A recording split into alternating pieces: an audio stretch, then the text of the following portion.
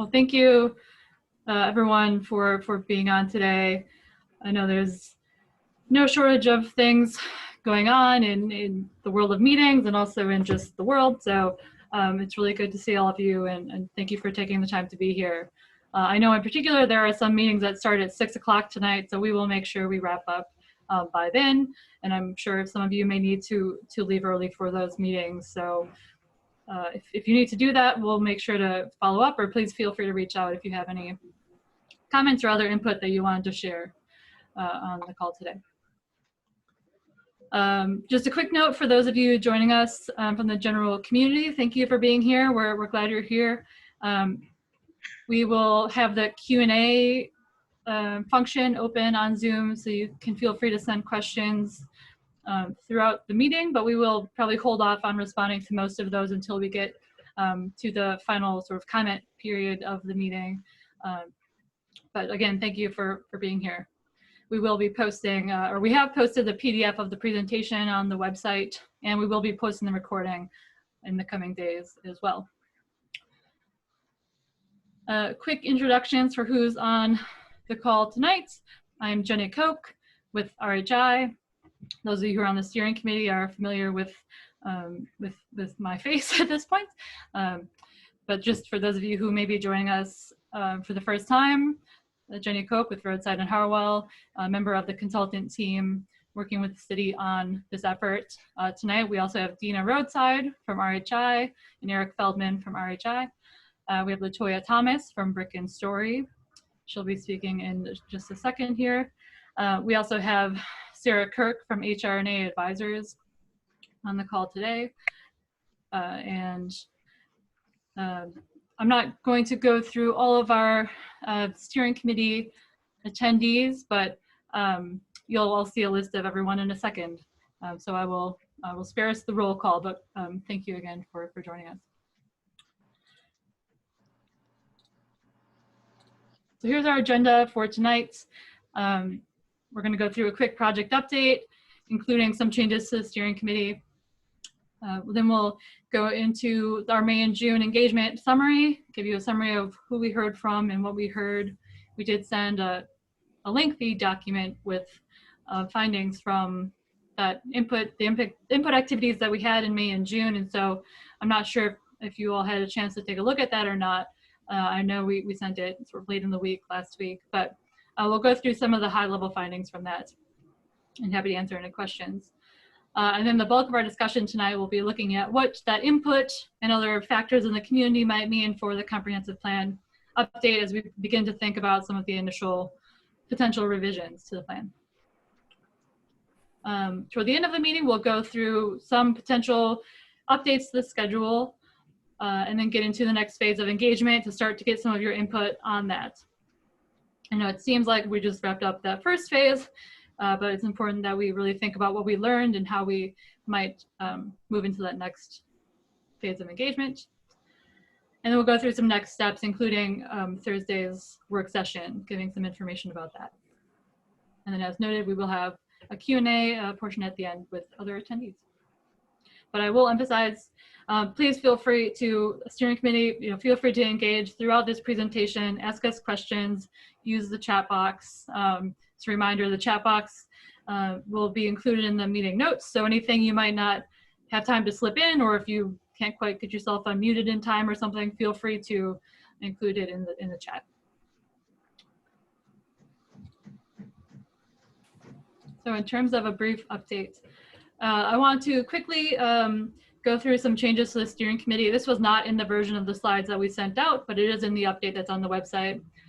We have sort of 3 changes to the steering committee. John Sales is now with CRHA, and so he will be sort of staying with the steering committee in his new position as executive director at CRHA. So thank you for being here, John. We also have Lena Cville, who is representing the Place Design Task Force in this group in place of Rachel Lloyd. And then Sean Tubbs has left Piedmont Environmental Council, and we have not identified a replacement for him from Piedmont Environmental Council, but we are awaiting that, and we will get that person up to speed when possible. So Again, this is our list of steering committee members, and we have put an update on the website under the documents and materials page. So feel free to take a look at the full list on there. So since we last met in June, we had several more weeks of our community engagement efforts that went on after that. And so we completed those, and we began to read and compile what we learned from the survey, from the small group discussions, from emails we received, from other sort of phone calls we had, etc. That was a large effort, as you'll hear about in a bit. We also had some other discussions with staff and community organization representatives and others, starting to think about taking those housing tools we discussed and moving toward recommendations. We also had discussions with staff at the city about the different sections of the comprehensive plan. You know, typically in the comprehensive plan process, there are sort of staff who participates in those different chapter updates to provide new information or update the information. And so we want to make sure we were on the same page with everyone as we move forward there. And so I found those to be very productive discussions, and we look forward to working with staff as we move forward.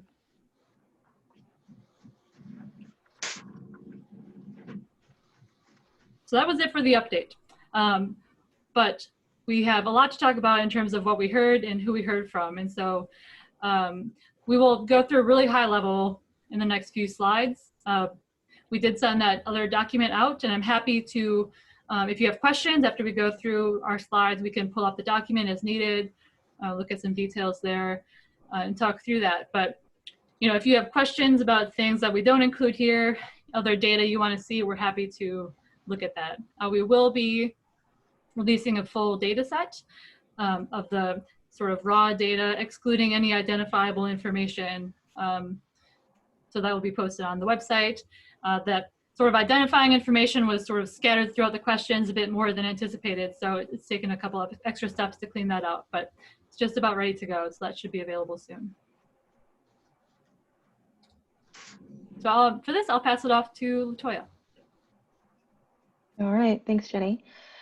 So I want to give just an overview of our first phase of engagement and a little bit about what we did and what we saw. Many of you on the committee, as well as many folks who are attending, participated in probably at least one of these engagement methods. So we're obviously very thankful for everyone in the city of Charlottesville and in the surrounding counties who participated. If for some reason you're tuning in tonight and you missed all of this, don't worry, there's more coming. You are not being left behind in this process. So just a quick overview of what happened over the course of the summer months. So most of you probably remember we undertook, because of COVID, we shifted a lot of our original engagement strategy from a ground-based strategy to virtual. So there was a lot of adaptation that had to happen with that. And what that resulted in was using a series of webinars, as well as small group discussions and phone-based meetings, as well as a survey and other tools in order to gain feedback in the process.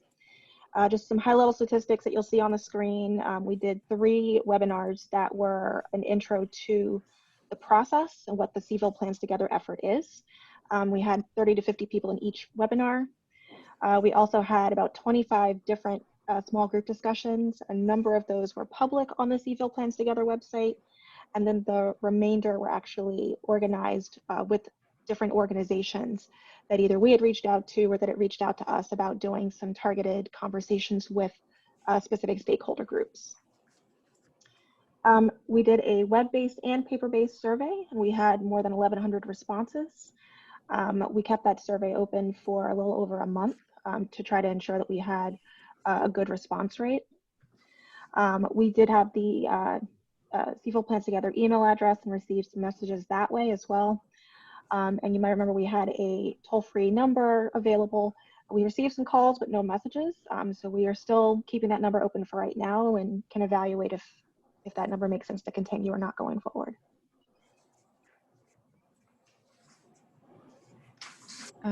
Jenny, do I have slide control or do you have slide control? Thank you.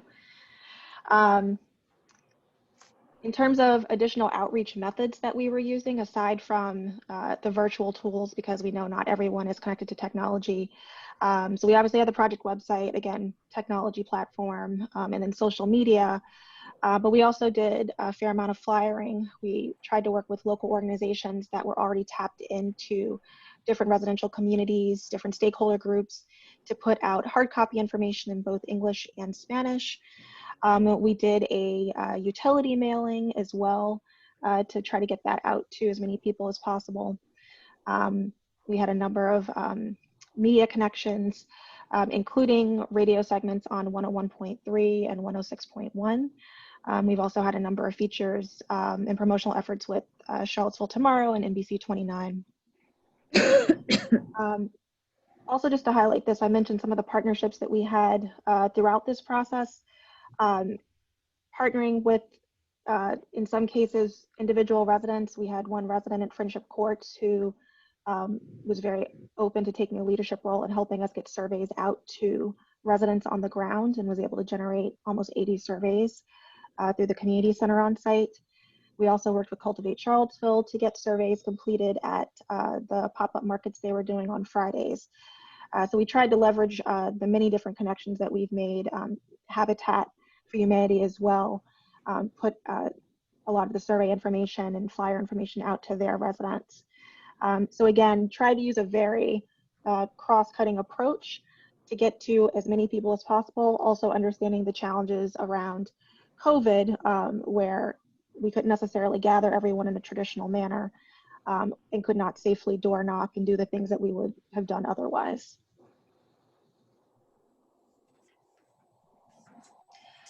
And just some high-level results from the survey. So a little more than 60% of the survey actually was completed by Charlottesville residents. We had a good number of folks from Albemarle County who completed the survey. More than half were female who responded. 38% between the ages of 25 and 44. We were able to get current or recently graduated UVA students, about 7%. We heard from a wide variety of neighborhoods. We've listed the top 5 here, including Belmont, North Downtown, Fry Spring, Friendship Court, and Greenbrier.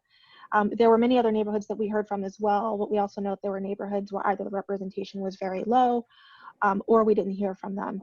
So a big focus for our efforts in the next go round is to figure out creatively how to tap into those neighborhoods. Again, we're all still monitoring COVID. We'll be talking later in the presentation around some of our strategies and tactics that we're thinking about for the fall, where we can try to tap into some of those untapped residents going forward in a safe manner. Finally, in terms of race breakdown, 63% white or Caucasian responded to the survey compared to 11% of Black or African American. We know that getting responses from the African American community as well as the Latino community continues to be a challenge. We were happy to be able to get responses even in the time of COVID being the challenge that it was. We want to try to get more feedback from those communities as we move forward as well. And then lastly, what I'll highlight on here was homeowners versus renters. Not necessarily a surprise. 56% homeowners responded compared to 29% renters. So again, that's another area where we can start to look at and say, for this next phase of engagement, how can we get more of the renter population engaged in this process? Oh, yeah. Before we move on to sort of the what we heard, I want to just stop here for a second and note a couple of things and have any discussion around your questions here. But a couple of things, we know a lot of this is not reflective of the community. That's why we want to gather this demographic information so that we can better understand how to target as we move forward. So for example, we know the race, ethnicity breakdown here is not reflective of the community. And we did have respondents beyond white or Caucasian or Black or African American respondents, but we just wanted to highlight sort of key sort of disparities here. In the full report, you can see we laid out census demographics with both the full survey demographics and the demographics of city residents that responded. And so we're looking closely at how that compares, and as LaToya said, learning from that as we move forward. Another one to point out is renters. We know there's a lot of renters in the city. And the numbers here, 56% homeowners, 29% renters, does not reflect the breakdown in terms of the census. But as one thing we want to note is, the part of that may be due to UVA student population is a large portion of renters in the city. So thinking about how that balances in terms of who we heard from, that might make kind of sense there. But a big reason we wanted to, again, ask for this demographic data is so that we can both see who we're hearing from, but also start to break down and disaggregate as we look at what they said and what priorities were. So before we move on, any questions from steering committee on sort of who we heard from? There's a hand up from Emily. Hi, yeah, this is Emily Dreyfus. Thanks for this presentation. This feels very thorough and helpful. I did just want to point out that not only is there a lack of synchronicity with the population of the community, but there's a real lack of representation of people who are most affected by the shortage of affordable housing. So I appreciate that you all are going to continue looking at ways to do additional outreach. Yeah, thank you, Emily. That's a great point. And so especially when we think about moving forward with the draft housing recommendations, which will be a piece of the next phase of community engagement, that'll be really important to make sure we're reaching some of those communities. So thank you for that.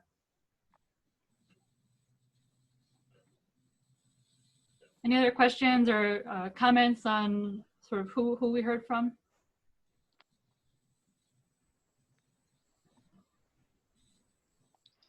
Jenny, you want to save the Q&A box for later? Or do you want to?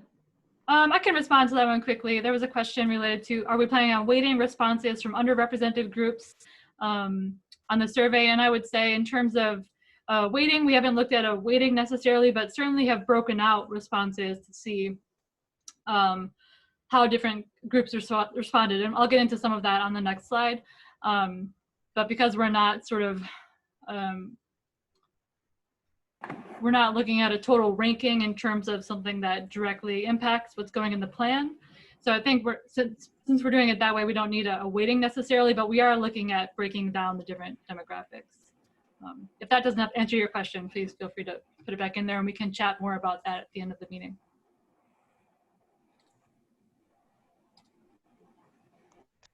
So I just wanted to go over some of the key things that we heard. Again, there's a lot more detail about this in that summary document, which again, I don't expect that everyone has read end to end, but to pull out some of the key ideas here. And one more thing I want to note, we've listed this as draft findings because this is the things that sort of immediately stood out that we've found stood out in the survey and in some of the small group discussions and sort of what we know in general and have been hearing about the city. But I think as we look at the survey data, as we continue to look at that and talk about what it means, it may be that other things come out as top priorities. So, this is just our initial list.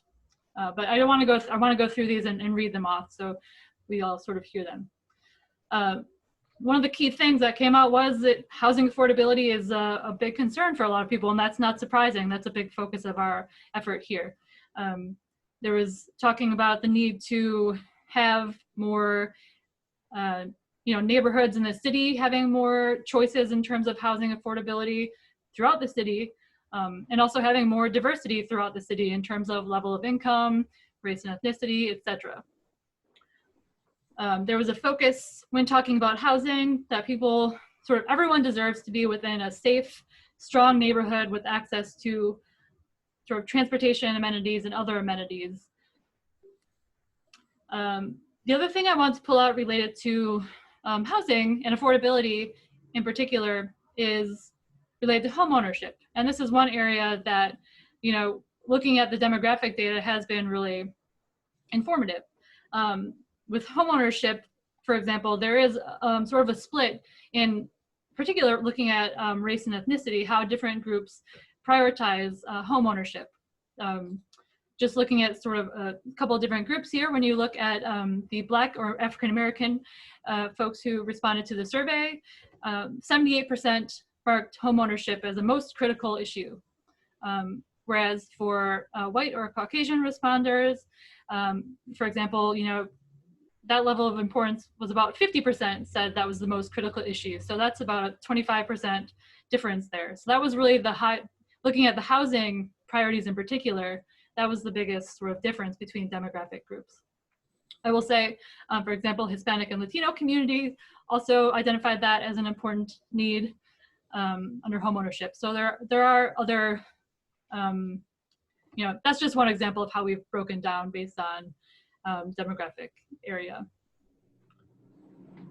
Let's see, another key thing that came out, again, probably not a surprise to anyone, is racial equity. Racial equity is an important thing to be addressed in this plan. That came out in many ways. Some of the key ones were in gentrification, wanting protections for residents, particularly in neighborhoods that are more attractive to development pressures, protecting them as costs rise in their neighborhood. And also in terms of racial equity, there was a big push to look at the impacts of historic land use planning and decision making in where we are today in terms of land use. And that's something we've certainly talked about and that many people in the city have talked about for a long time. And so that is something we are considering as we move forward with the land use plan. Transparency and community engagement came out as a big focus in the plan, a big priority area. And I think when we look at the comprehensive plan section of this presentation, when we start talking about some revisions there, we know there will be a community engagement chapter of the plan that we will be adding in. That's something that has been sort of thought about in the past, and we want to keep evolving that and put forward a draft plan that can address some of these concerns, particularly around transparency, understanding how decisions are made, and also providing different options for community engagement and making sure we're going out to the community to seek engagement in a meaningful way.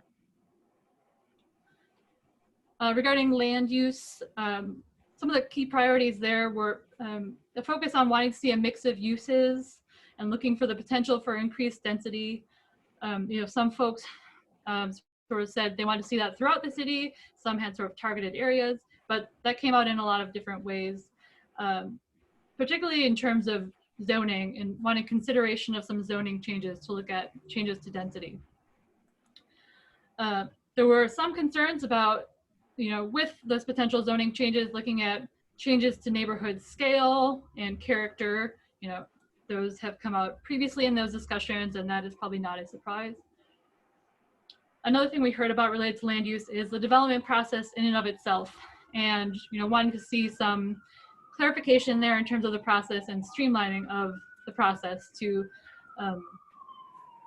make it more clear what requirements are for those as they move forward. Food justice came out as a priority in several ways, wanting access to food options in terms of transportation, but also things like having more community gardens and whatnot to foster more local food. Looking at the right side here, we want to call out a few other things. There were a lot of focus, especially around looking at community safety, thinking about budgeting and priorities, which has certainly been a national discussion, and that came out strongly in the survey. Some other things that came out were, wanting to see improved mobility, walkability, bikeability, improved transit, including sort of regional thinking about transit and how that pairs up with regional thinking about housing. We heard about the climate goals and energy efficiency, wanting to see that be built into the process in terms of what the city has already committed to for climate, but also what might happen in this current planning process that's going on or will be going on within the city for climate.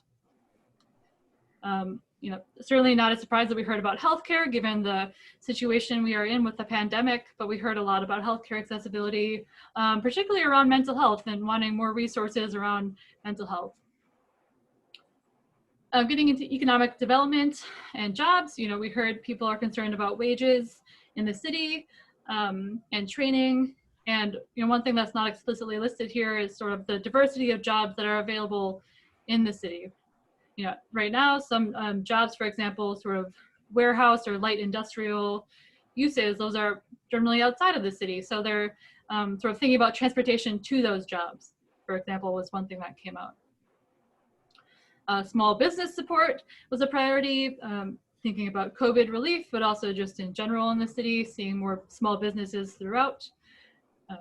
I've mentioned already the strengthening of existing partnerships, but there's certainly a recognition in the survey and the small group discussions that of the hard work that's going on by a lot of you, by a lot of others in the city related to addressing these issues and wanting to see those relationships between, for example, nonprofits in the city keep getting stronger as we move forward. Speaking of connections, there was an emphasis on not thinking about the issues in the comprehensive plan as stovepiped separate issues, but making sure that we're connecting them and showing how they influence one another. And we'll talk a bit today about how we're thinking about doing that in the comprehensive plan. The last two here, we wanted to point out, there was a lot of discussion about the county and how the city should partner with the county for transportation planning, land use planning around housing in particular, given that Charlottesville's, has a certain amount of space available, thinking about how the city can work with the county to make sure more housing is available, for example. And UVA, and the role of UVA came out strongly as well. People wanting to know sort of UVA's role in the process and in implementation of the plan, particularly related to housing.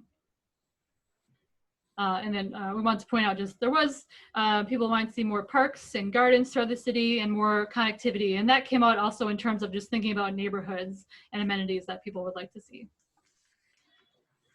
So with that, I will stop talking for a second. I would love to hear any questions you have, anything else that came out for you in these survey results, or just to hear what you thought about them.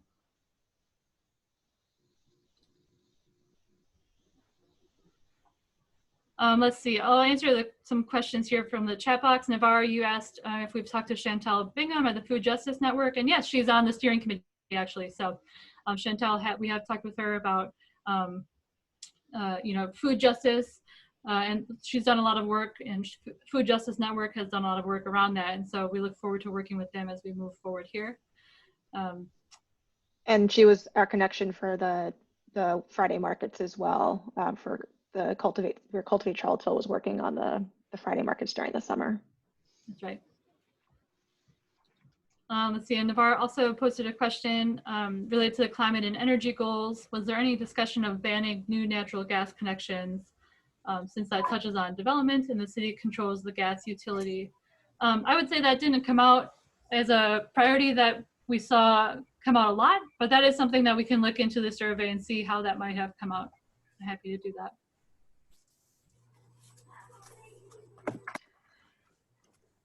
Jenny, there were some questions in the Q&A box. I don't know if you want to address those right now regarding the percentages that are shown in the survey summary. Yeah, I think, yeah, we can answer these quickly here. There was some question about how we showed income on the slide, I believe. And we did aggregate together the income in different categories there to sort of show how it broke out. It works out sort of in chunks of 50,000, less than 50,000, 50 to 100,000, and greater than 100,000. So we wanted to show how that broke out. But yes, the survey had more fine detail there. And sorry, there was a question. The question prior to that was around the totals not getting to 100. So I answered an earlier question, but I would assume that there were some folks who probably didn't respond to that income question.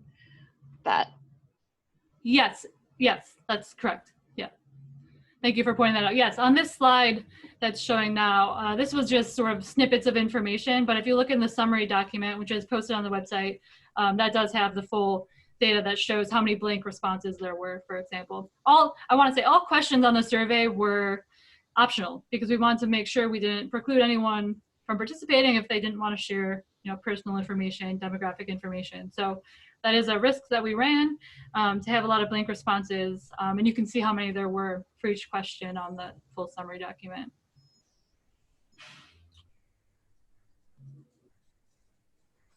All right, I think with that, any other thoughts from the steering committee? Feel free to come off mute or add thoughts in the chat. Any questions or comments on this? Is it possible to give us the racial breakdown by homeowner versus renter? I know that might need a little time, but that might help sort of drill down into where additional outreach is needed, unless you already know off the top of your head. I don't know off the top of my head, but we can quickly pull that together. And I think that's a good way to think about it when we think about outreach. And I think what we'll do probably when we're thinking about really tailoring our outreach for the next phase, and LaToya, obviously feel free to weigh in here. I think we will look at several different ways that those demographics play out and different connections there to see how we might best target our efforts. Great, thanks.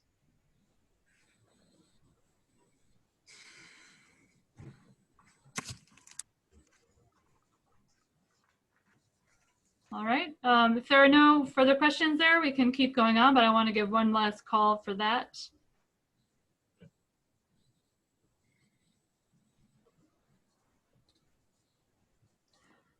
All righty.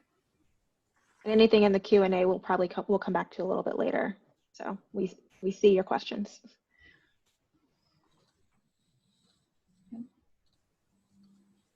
So just a few thoughts before we move on to the comprehensive plan about how we're going to be using that information. Obviously, we've started to identify key themes, which is what we're calling sort of main points that we heard, the key ideas that came out of the responses.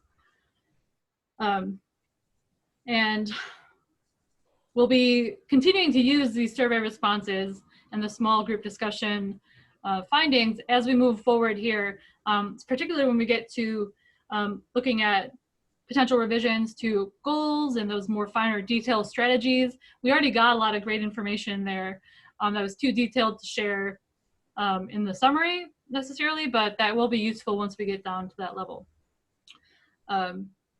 I also want to note, not everything that we heard is directly relevant to the comprehensive plan or can be directly addressed in the comprehensive plan. Even though it's comprehensive, it doesn't do everything. And so we'll make sure that where that's where that's the case, we will be sharing information with other entities in the city, other staff, agencies, organizations, to make sure that that information is shared with those who really can do something with it. Lastly, before we move on, I want to note there have been other surveys completed. 2018, toward the end of that initial planning commission process, there was a survey completed. We are going to be continuing to look at those responses too as we move forward here. All right, I think we've covered this. So with no further ado, let's move on to the comprehensive plan and thinking about what this means for the comprehensive plan. Pardon me.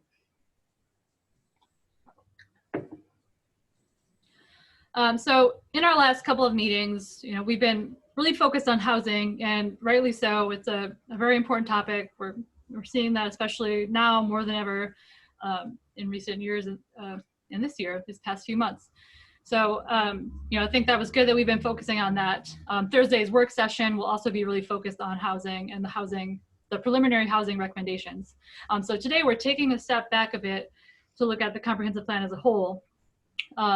Because before we can get down into the fine detail of looking at goals and strategies, really the nitty-gritty details there, we need to make sure we've got those higher level sort of guiding values and, as they're called, visions in place for each of the chapters. So I've got some information here about a comprehensive plan. This is likely review for many of you, but it's important that we start here and make sure we're all on the same page. So a comprehensive plan, this shown here is the cover of the 2013 plan, which is the current comprehensive plan.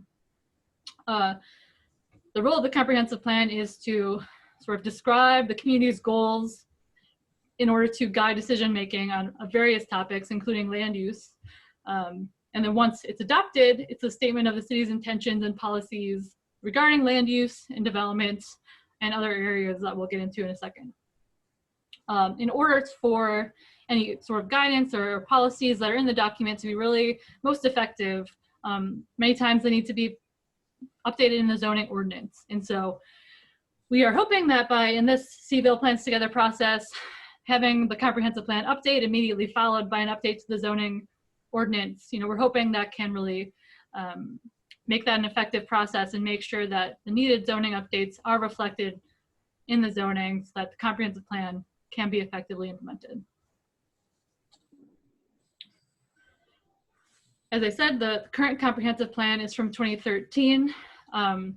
We've talked previously about the fact that the Planning Commission began to review the document 2017, 2018. They had a lot of discussions with community members and worked with staff on some draft updates to those chapters.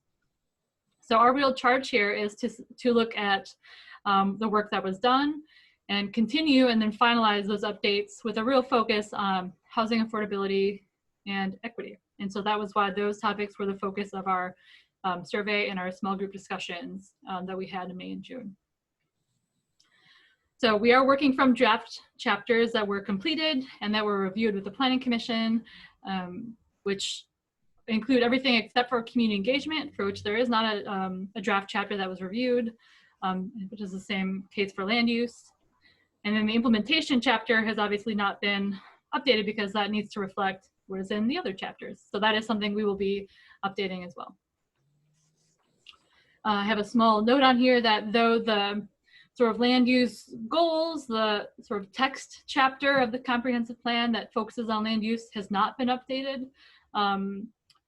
The land use map, there's a draft land use map out there that has been updated with discussions with community members. So that is sort of where we're starting from when we're thinking about mapping future land use. So what we're going to talk about today is go over briefly the different pieces of the comprehensive plan, and then have an initial discussion. When I promise I will stop talking, because I really want to hear from you all on what you think related to the sort of community values that are meant to guide the plan and these sort of topic-specific visions in the document.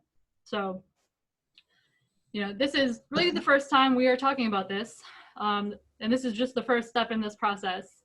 We're going to continue to talk with you, and this will be part of the community engagement process in the next phase with the community. And I'm sorry, I see now that I spelled Charlottesville wrong. My apologies. So to briefly go through the comp plan structure, I think many of you are very intimately familiar with this.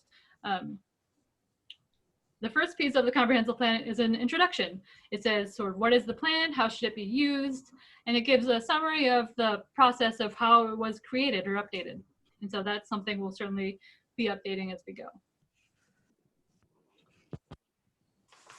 There is, after that, a section on community values. I have a quote here. For the 2013 plan, the focus was implementing the City Council vision. And so the City Council vision statements were included as the community values. And so you see those topics here in the box. These are just the sort of headline topic of them. There is more text for each of those, a few paragraphs. And so if you want to see those, you can click on the link in the PDF version of this on the City Council 2025 vision, and you'll be taken to that. I want to note this vision is still currently in place. If you go to the council website, the vision is up on there. But the council, they also have a strategic plan. They had a strategic plan in 2018, 2020, and they are going to be updating their strategic plan. I believe the plan for that is starting in September. So there may be some rethinking about these sort of vision topics in that process. But for our purpose, we want to take a look at these with you today and think about what role these might play and how we want to think about these in the update here. There is, after that, a community characteristics chapter in the plan, which goes into existing programs and current demographics, etc. So that will be updated to reflect current information. And then following that, there are topic-specific chapters. You can see in the bubble here, it shows in the dark blue are existing chapters. And then in the sort of green are the ones that I want to put a focus on because we'll be updating those. So the ones in dark blue have existing draft chapters from 2018.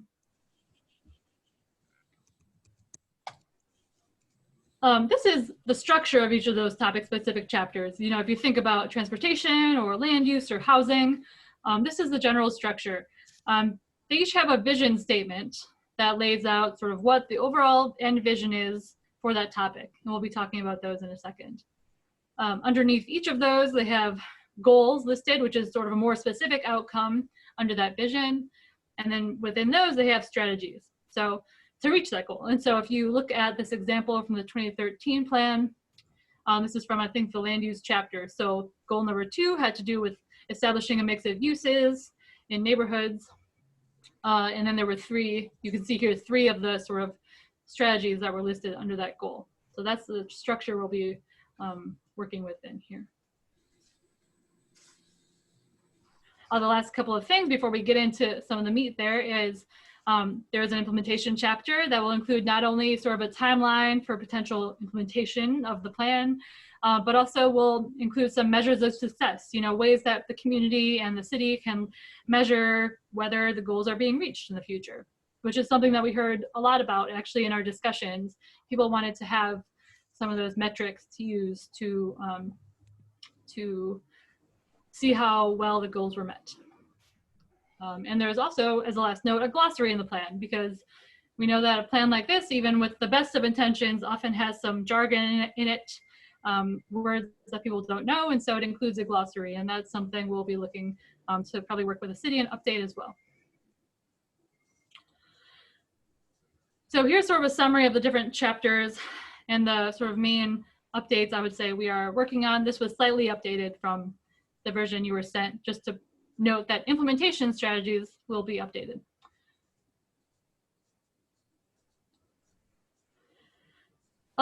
So before I go on to the next slide, I just want to stop here and see, I saw there was some chat going on, which I unfortunately cannot see with my setup here. So let me take a look at this. Ashley asked, do we have the most recent draft land use map to distribute to this group?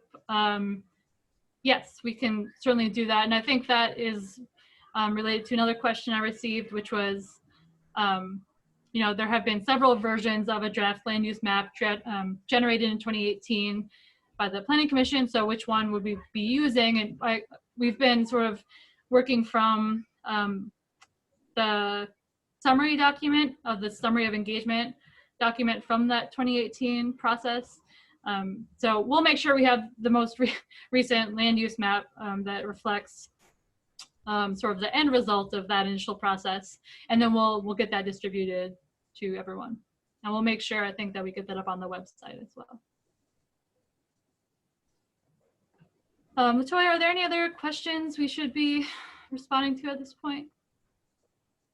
Or do any of you have more questions or about the structure of the plan in general? Yeah, I do, if I might, please. Sure. I'm wondering if you've got a mechanism for integrating these subject areas. That I appreciate that you have to take a subject by chapter to address it, but to help pull the document together and show how transportation and land use or public health and these issues are all integrated, and to show how dealing with one, that you can't deal with any one of them in a silo. I'm wondering about the integration of the structure. Yeah, that is a great question, and that is on the next slide, actually. So you're thinking ahead, which is good. And that was something we did hear a lot about, you know, recognizing that though there may be a good reason to have these different chapters of the plan, that people want to see ways that they connect and ways that they relate to each other. So that is something we've been thinking about. And we can move on to how we're thinking about that in just a second, but I want to open it up one more time. Any other questions about the sort of structure of the plan, the way I described it? I think I have like maybe a quick question. I don't know Sure. how much the comprehensive plan can actually address this, but I know in previous comprehensive plans, I haven't read all of them. There are a bunch and there's a lot there, but how much weight does the comprehensive plan have as far as actual, there is the implementation chapter, but as far as actually making it happen, because there's a lot of stuff. We have lots and lots of paper here in Charlottesville about what we're going to do and not necessarily a lot of anything on the ground to show for it, which I've been slightly frustrated, but have definitely heard from others in the community more so. That it seems like we put a lot of effort into this stuff and then it doesn't actually pan out into anything real. Sure. Missy, do you have any interest in responding to that from the NDS perspective? Oh, you're muted. Yes, that has been something that has been very common in Charlottesville. There's a lot of activity on planning issues, but once it gets to the point where implementation is going to occur, that sometimes can be a challenge. Typically in the past, the implementation chapter of the comp plan has been used to assist with the CIP funding. Also, items that are included within the implementation chapter are typically used to assist with grant requests and supporting other projects within the community. So just for example, transportation projects, one of the things that you have to be able to cite in order to get certain state and federal funding for transportation projects is it's in compliance and a part of your comprehensive plan. So that's why all of the different parties end up coming together to coordinate that. So some potential things that have happened in the past with our comp plan is it's been very broad. And so it's really hard to determine whether you've accomplished something or not. And I think part of the goal for this one is to try and be a little more specific and make some determining points such that there are things that you can either do X or Y and they get you to a point rather than something that's broad that's hard to identify what it really means. I said Snowball's like a little fluffy cloud. He's so small and innocent. Oh. Hey, Joy. I think we're getting some of your... Sorry. No, it's fine. Just wanted to make sure you knew that. Thanks for joining us. Glad to see you. Great. So Navarre, does that answer your question? I know Chantel, you said you seconded Navarre's comment. Does that begin to address your concern or your question? I think to some extent. So some of it's just trying to actually get where we want to be, but also finding funding to actually make that happen. There's a gap there. All right. Well, with that, I think we will move forward here to our next slide, which sort of gets to what Diane was bringing up and that others, I saw a lot of nodding happening around this concept of how do we tie, make sure that there are clear connections between different topics in the plan. You know, we don't want everything to just be under housing or under transportation, etc.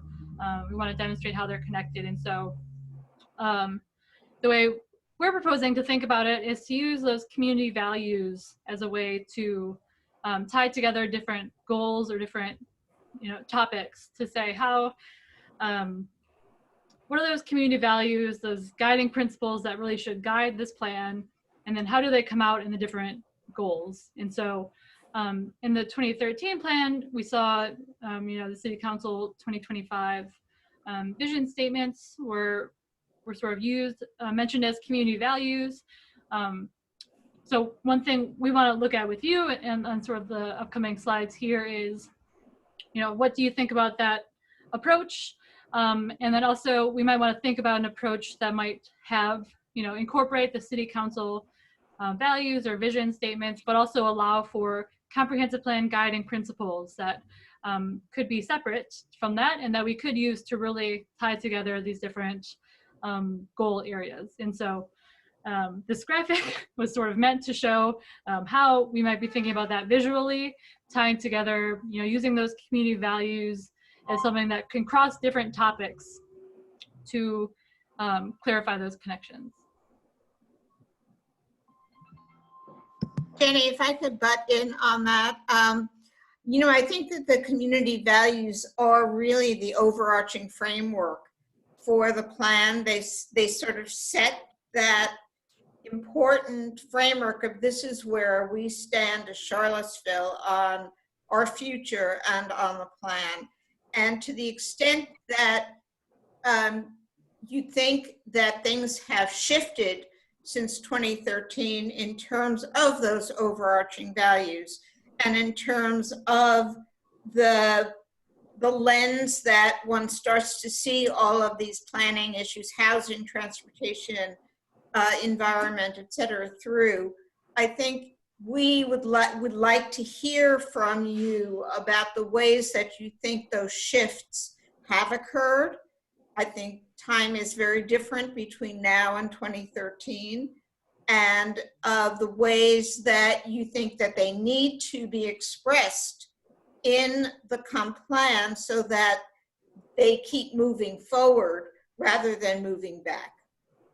So think about that as Jenny goes through all of this, because we need to get your input on those values. And I also would certainly welcome if those of you who are involved in previous updates or whatnot of the comprehensive plan have thoughts on how those values have been used in the past, or how, if this has been discussed already, we're happy to talk about that. Is it okay to hop in for a minute? I just wanted to go ahead. Address in the past, I think we talked about this in one of our previous meetings, but several updates ago, we did the in my backyard and the small area planning, and Missy referenced the need to potentially get more specific in this plan, and I assume your charge doesn't include a bunch of small area planning around the city, but I just want to make sure that that stays on the table as something that's really important. I know we have these overarching community values, but we got so much really great information from the community by looking at kind of those pieces of the puzzle, and there certainly were common themes and overlap with other neighborhoods, but it really helped tease out a lot of the goals and implementation that needed to happen. Yeah, you're right. I mean, certainly in this process that we're doing, we're not planning to do a lot of small area planning, but recommendations to do small area planning can certainly be a part of the comprehensive plan. So that is something that could come out. Right now we are looking at that higher level, those sort of guiding principles, guiding visions, which are important to get sort of agreement on before we can get to that more detailed level of looking at what the actual sort of goals and potential ways to achieve those goals, what those might be. And I think in my mind, having a small area plan recommendation would come out in that next phase of saying, what is maybe a strategy we want to take to achieve a certain goal. But it's definitely a part of the discussion.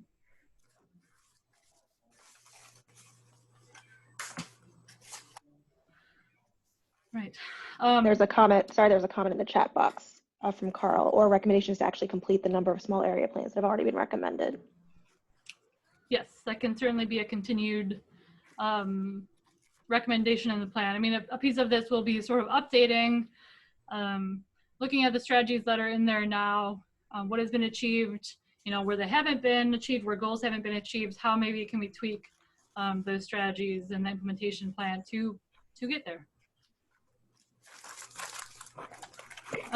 So thinking about this structure of the values and goals, or the values and visions and goals, we wanted to pull out one example to show how another place has done this. So I'm showing here one sort of screenshot from the Minneapolis Comprehensive Plan website, which if you go to the PDF version of this, there's a link up here that will take you to the actual website. But I wanted to point out that the way that they've structured it and that we could think about is that they've got these sort of policy statements, which would be similar to the goals in our comprehensive plan.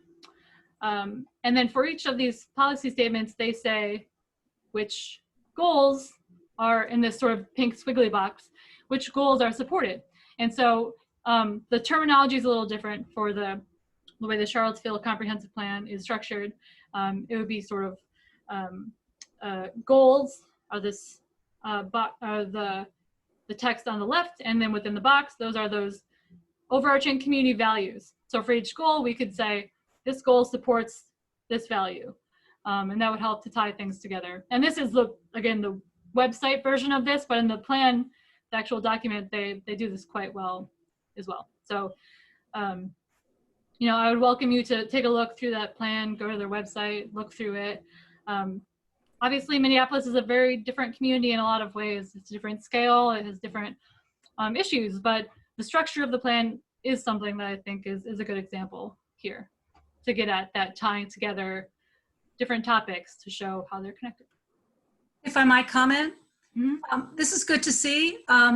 One idea, because we all know anybody who's been around comp plans is for most of the public, they're become a very vague and it's hard to find meaning in them. Yeah.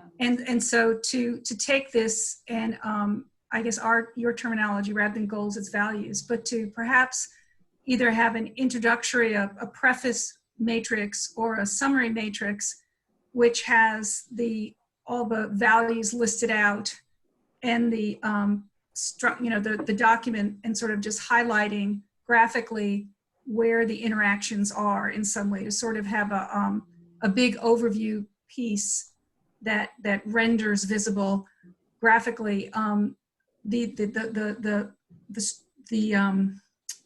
desired integration. And again, whether that's an introductory piece or a summary piece, because while this is good, you have to go look for it.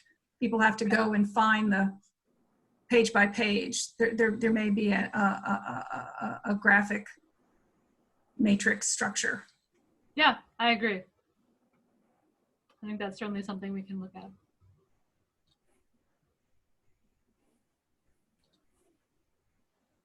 So we've talked about this a bit already, but we've got listed here the current community values that are in the comprehensive plan, the 2013 comprehensive plan.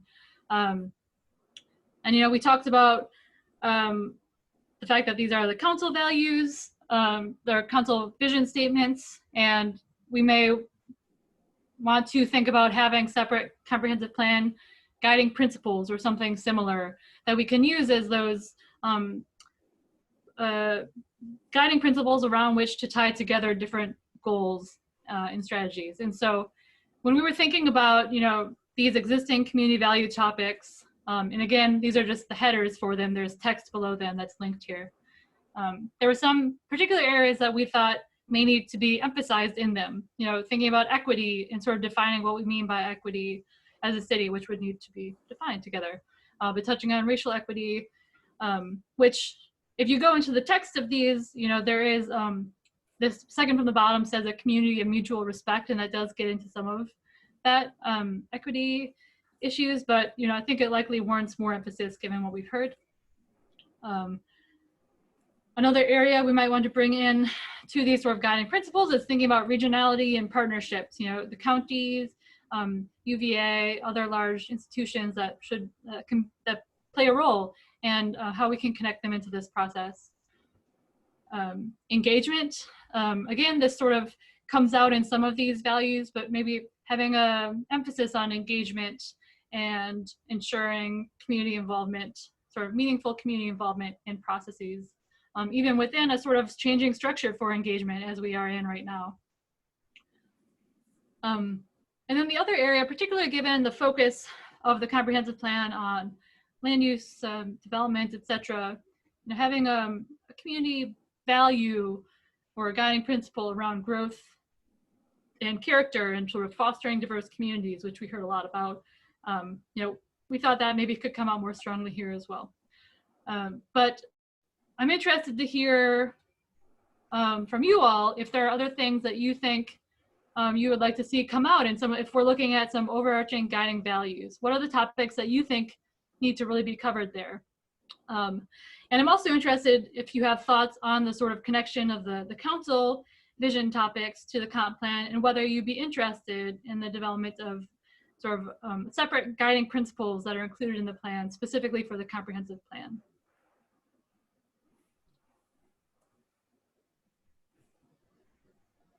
Is this a list of the priorities of importance? Is a center for lifelong learning more important than a community of mutual respect? I don't think there is I don't think they've listed them like that. Again, these come from the council statements. I don't believe they had an intention to have a listing of priority. If there's a council member that wants to clarify that, feel free. But that's my understanding. I think they are not listed in a particular order. This is Heather, and yes, I agree that they are all weighted, not in any particular order. Oh, great, thank you. A good question. I see some chat box comments here. You know, Chantel supporting having sort of guiding principles as a different bucket for the goals to correlate the strategies together. That you did that with the food equity initiative. You found that to be useful. And Chantel mentioned she's curious about the principles and how they'd be created. And I think what we could do is propose some principles to you all, and then get some input on that, and then make some adjustments there, and then include those in the next phase of community engagement. Have those out there to get more input on and see what people think about them.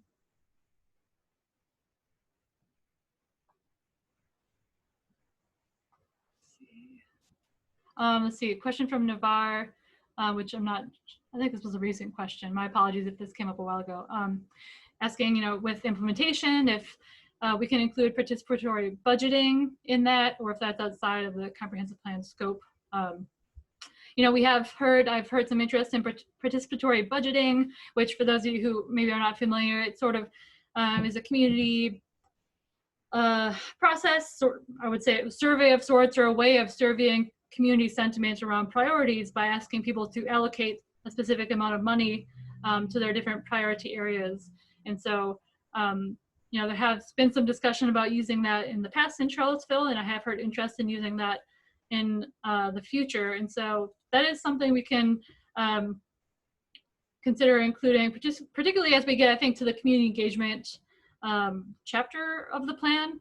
I think that is maybe where it makes the most sense, but we could talk about that more as we move forward.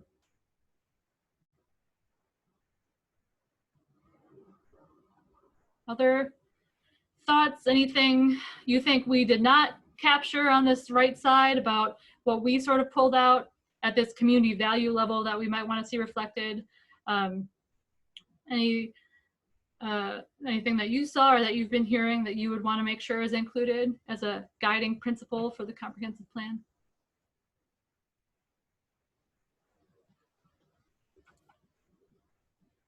All right. How about something about our schools and our children? Yeah, I think certainly included under a Center for Lifelong Learning on the current value, but I think as we look at as we might be evolving these sort of guiding principles, I think that's certainly something to be included, particularly around facilities, educational facilities. You know, the schools do a lot of their own separate planning just by the nature of what they're doing, and you know they've got plans for equity, etc. But the way that it really comes out in the comprehensive plan is thinking about school facilities and what needs are there related to development and population growth. And so that is certainly something that should be emphasized in that way in the comprehensive plan. Jenny, really quickly, just 'cause I've got some questions coming up in the Q&A. Sure. For any of the attendees, we're going to hold their questions till the end. Is that correct? Including any verbal questions, or do you want to bring anyone off of mute now to ask questions? I think we will probably hold them until the end, since that was sort of the structure we laid out originally. I want to adhere to that. Okay. So just for the folks, Caetano, I see your question. So we'll definitely call on you towards the end of the meeting. And then for Crystal, right now we're dealing with live questions from the board, but please feel free to add any additional questions into the Q&A, and then we can bring folks off later in the meeting, off mute. Right, so I want to go on to this next piece of the structure of the comprehensive plan and how we're potentially thinking about revisions here, which is the visions. And so what we were just talking about was these community values, which are sort of overarching values for the community. They're not tied necessarily to a specific topic like environment or transportation or housing, though some of them are, but they can also be those sort of cross-cutting values. When we get to these chapters of the plan, these different topics such as environment, transportation, housing, these are what we're calling the topic-specific visions. And so as you look at this graphic here, which we've seen a couple times already, each chapter has a vision, which is a statement of the overall sort of what the outcome of these goals that are in the plan should be. Underneath the vision, there are several goals and then strategies underneath each of those goals, which would then be reflected in the implementation plan. And so when we're looking at these visions for the chapters, I want to recognize that these were, for most of them, very closely reviewed in 2017, 2018, not 1018, but 2018. And so, we are starting from the revisions from 2018 where we have them. And then what we see as sort of our role here is to either reconfirm or propose revisions to those. I want to say this is a new slide that was not in your original deck. I believe this is the last new slide. The other thing we can potentially think about is potential updates to the naming of the chapter. If there are adjustments that can be made to clarify what is within a chapter, for example, that is something we can certainly consider, and we can look at that in a second. As a reminder, these are the chapters we're talking about. So you see listed here the different topics that are covered. Under community facilities, I put a little sub bullet to show what is within that, because I don't think it's necessarily intuitive. So that includes safety, police, fire, EMS, as well as waste, water and sewer, parks and rec, public buildings, and educational institutions like schools. So you can see the different chapters here. Some of these titles were sort of updated in 2018. For example, urban environmental sustainability was a slight tweak to the chapter name from 2013. But you can see here where it says 2018, that means we have a draft chapter we're working from. So in the next slides, when we see the draft visions, that's where those come from. As we've mentioned, the land use chapter does not have an update to the text chapter, so that says 2013. And then at the bottom, community engagement is a new chapter. And so we will be establishing that sort of vision there. And so before we go on to that, the following slides have, as you may have seen, they have the current vision statement for each of these topic areas. And then we've pulled out on the right side some thoughts about what we think might need to be reflected based on what we heard. For some of these, the current vision is, I think very strong and very reflective of what we heard. But we want to get your input on these upcoming slides to see if there are things that come out to you as things that you want to see reflected in that initial statement or set of statements, in some cases, that really guides each of the chapters individually. So looking at housing, for example, and I do want to note, I know we have planning commissioners on this group. We have others who are maybe involved in these processes of updating the vision. So if you have insights into any of this, feel free to chime in about thought processes or the things that were discussed as you looked at revising these in 2018. But for example, first of all, this is the housing statement, which is Charlottesville housing will represent and support a city of well-maintained and inclusive neighborhoods that reflect social, racial, ethnic, and economic diversity for all current and future residents of all income levels. The emphasis is mine on this slide, the underlines, just to pull out some key ideas. So, you know, we've noted we wouldn't probably want to propose any final revisions to this until the housing plan is finalized. Again, that'll be a big piece of the discussion on Thursday, is talking around housing. But I'm interested to hear from you all based on what we've talked about so far related to housing. Are there specific things that you think need to be reflected in this overall vision statement that are not here right now? Recognizing again that below this vision statement, there's a series of goals that get more specific. So what we're trying to do here is to have any of those sort of overarching ideas that can guide the chapter. I know we have some chat Jenny, things. Go ahead, Tim. Oh, I'm sorry. I was going to mention maybe this and potentially other vision statements are a chance to really succinctly make reference to other topics, like in just a phrase, adding something about neighborhoods with access to, you know, I don't want to say multimodal, but access to bicycle, pedestrian, and transit connectivity. Because this could be a chance to kind of start to meld those a little bit without doing that, you know, repeatedly throughout the whole document. But when I think about what makes a successful residential neighborhood, it's access to affordable housing, it's equity, but also it's connectivity. And here in 10th and Page, we have proximity to all these amazing destinations and neighborhoods, but don't have very good physical connectivity. So that's what I hear from some of my neighbors sometimes, and thinking this might be one chance to do that. Yeah, I think that's a good point. I think that especially with housing, you know, we did hear a lot about connectivity and access to resources. That's important to think about with housing. So I think that's a good thing to think about here. And in other chapters as well, but it comes out very clearly, I think, in housing since we're on here. So in the subcategories under housing, would opportunity for home ownership, would that fall under there? Yeah, I think that's where that would come out. Subcategories? Yeah, and I think one thing we could consider adding to the housing statement, I think that's a good point. You know, it doesn't call out type of housing in this vision statement, but that could be something, if it's important, you know, that could call out specifically, you know, for both renter and home ownership opportunities, or not like that, but in some way that we wanted to call it sort of the range of opportunities being looked at here. But I think for definitely that is something that would be, you know, would have a goal, I think, for itself.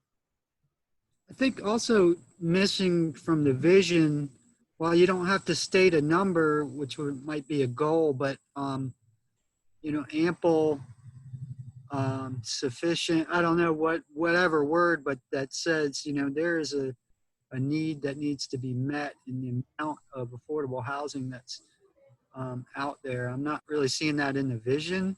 I know you can hit that up, you know, with specific goals and strategies, but I think it really should be in the vision as an acknowledgement of like, this is, our vision is where everybody's adequately housed and we have enough, we have ample, abundant housing for people.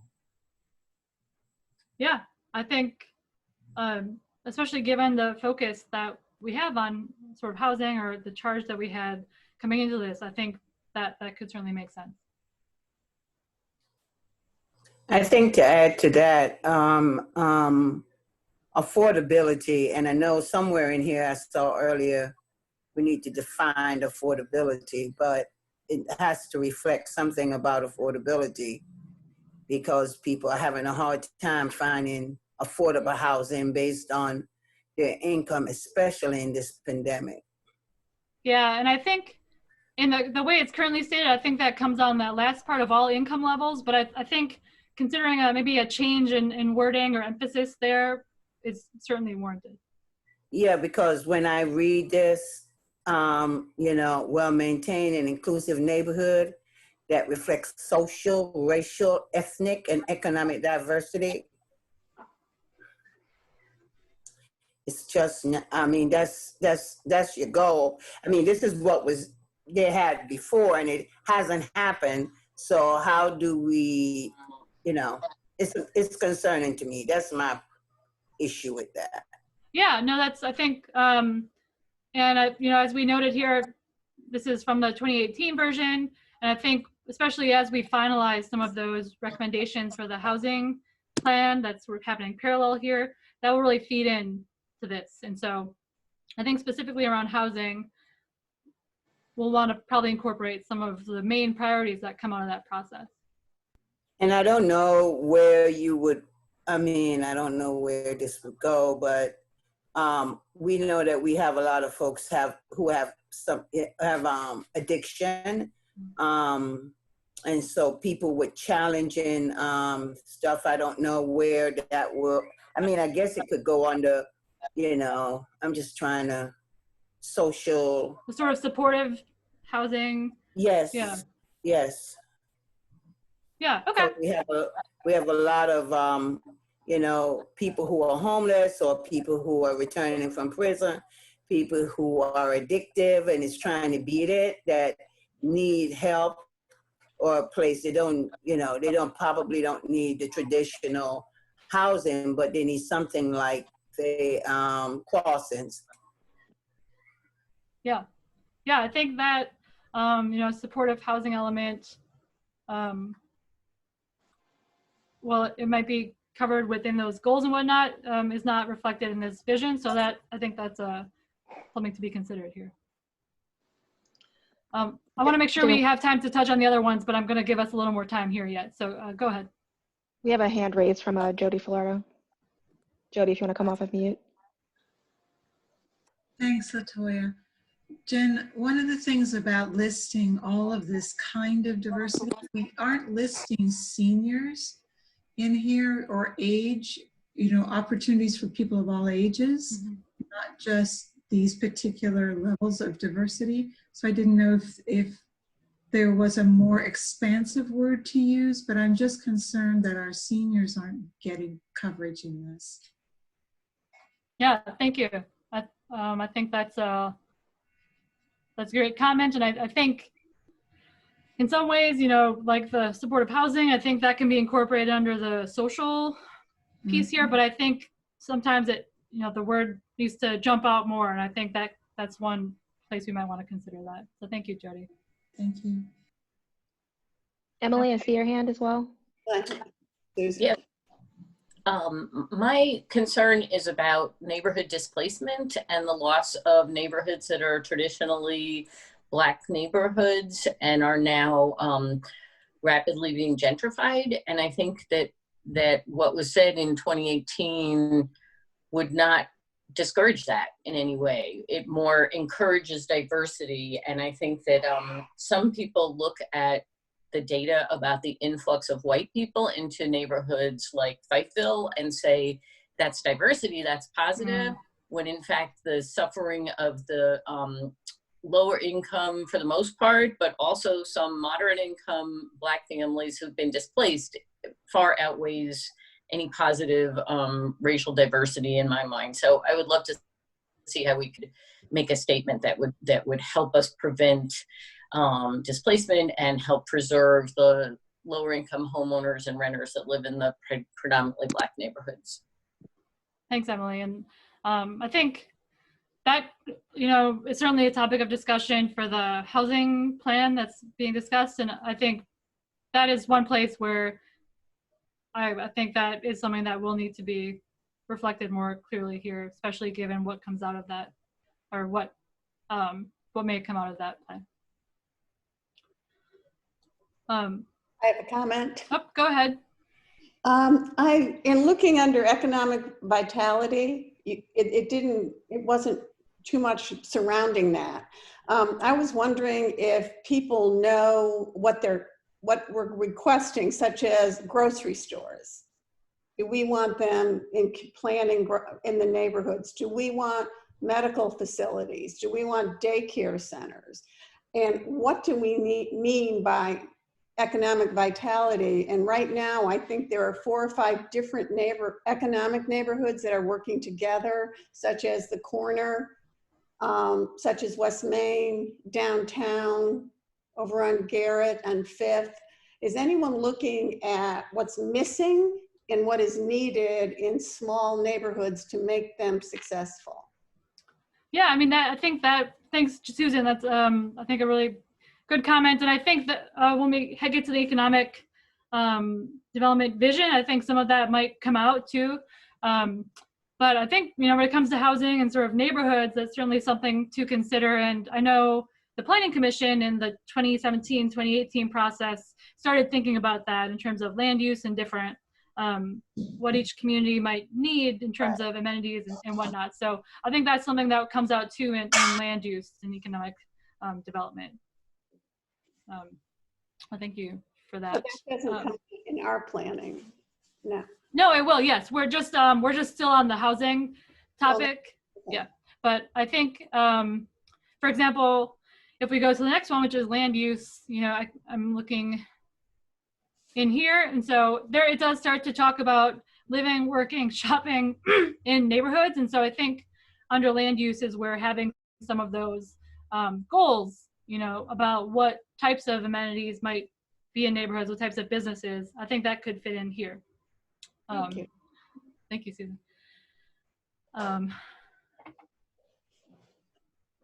So in the interest of time, I want to make sure we have time to talk about engagement. So I'm going to move on to land use since we're on here. And I'll just read the statement really quickly. The current land use statement from 2013 is the use of land in Charlottesville supports human activities and reflects community values. Our land use plan aims to promote harmonious development and support neighborhoods and places that allow residents to live, work, shop, and play in proximity. Charlottesville's land use patterns will create, preserve, and enhance neighborhood character, improve environmental quality, integrate a diversity of uses, encourage various modes of transportation, promote infill development, and increase commercial vitality and density in appropriate areas. These interdependent parts will converge to enhance the social, cultural, recreational, and economic needs of our city. So that's from 2013. So that's 7 years ago, and there has been a lot of thinking around land use in the Planning Commission and otherwise since then, especially in the 2017-2018 process. But a few things that we identified here are, walkability, mix of uses, density, talking about density and throughout the city or in how changes in density might be considered. And then the recognition of the history of land use and in the city and how that has led to where we are today, could be something that comes out very strongly in this statement. So those were just a few ideas that we had, but I'm interested to hear what you all think about this land use statement and what you might like to see changed or incorporated. I think, you have to very clearly state in this right here, this sort of historic effort to address racial inequity in land use and really put that bluntly and succinctly and as a priority. I think that has to be at the top of the list and has to be in bold letters or whatever, you know what I mean? Sure.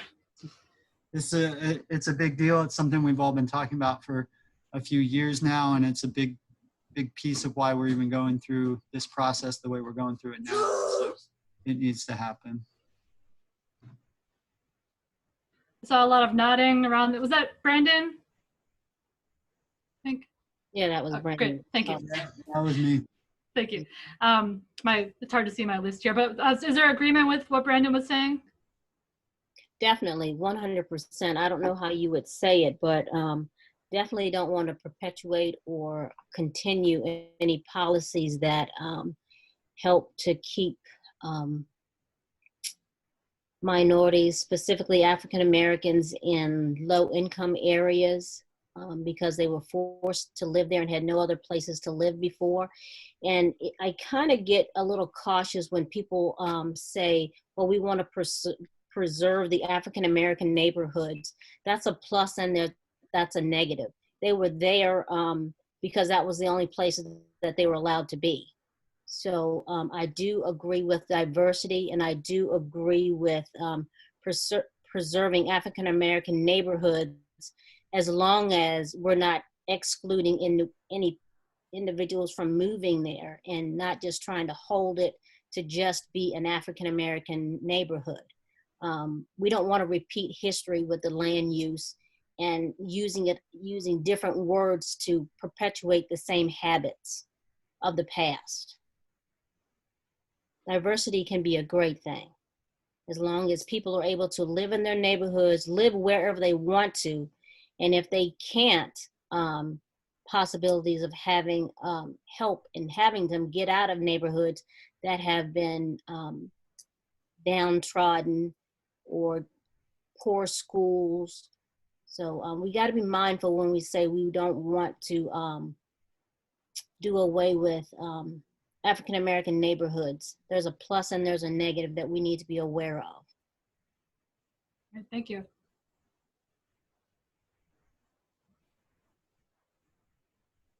Other thoughts on this topic? Jenny, there's a note in the chat box from Ashley. Need to be more specific about allowing a greater variety of housing types in more areas of the city. Great, thank you, Ashley. Yeah, I think that could come out in this chapter as well as in the housing chapter. So thank you for that. And of our noted, Jordy Yeager, who's in attendance. Hello, Jordy. He's been working on some historic, redlining or sort of proxies for redlining in Charlottesville, and we've certainly coordinated with Jordy. We know he's working hard on that with, the data that's available in terms of restrictions that were put in place on different properties historically.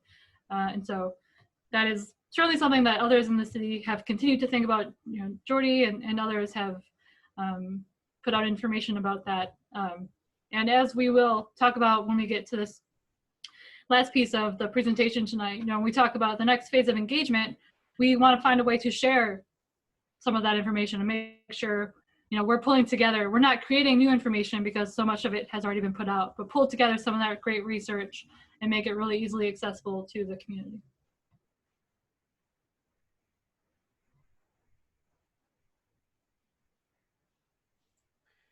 I just want to echo Brandon's comments and also Dr. Herndon.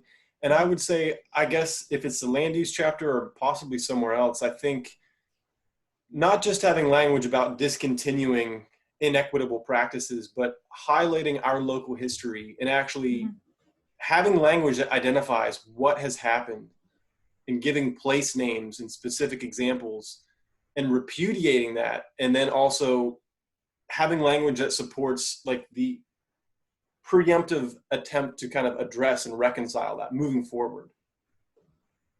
I don't know if that even makes sense, but not just basically saying, we support equity and diversity, but getting really specific about our community's past and how we want to not just discontinue that, but actually do things to repair and resolve things as possible moving forward.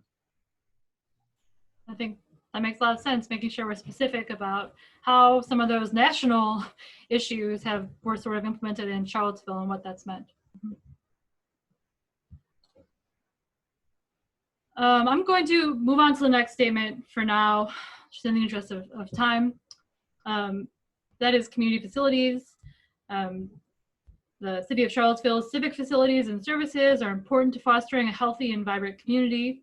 Residents benefit from access to excellent public services, recreational facilities, and public buildings. Therefore, Charlottesville will have outstanding civic and recreational facilities, biking and walking trails, and be served by a strong support system that includes one of the nation's best emergency response systems. effective and efficient wastewater, and stormwater services will support the health and welfare of the city. And so some of the initial things that jumped out at us, besides sort of potentially rethinking the title of that chapter, which I think is not reflective maybe of the full breadth of what's in there, but looking at parks and recreation, the Parks and Rec is planning to have a sort of a master planning process coming up here. And so we want to make sure we leave room for that here, but recognizing the need to make sure there's connectivity to existing parks and rec, and that there's consideration of sort of equity in the future process is important. And then given that, community safety is covered in here, touching on sort of equity around community safety, around, police, fire, EMS services, that could come out here as well. Other things that jump out to you about this chapter that you would like to see reflected here?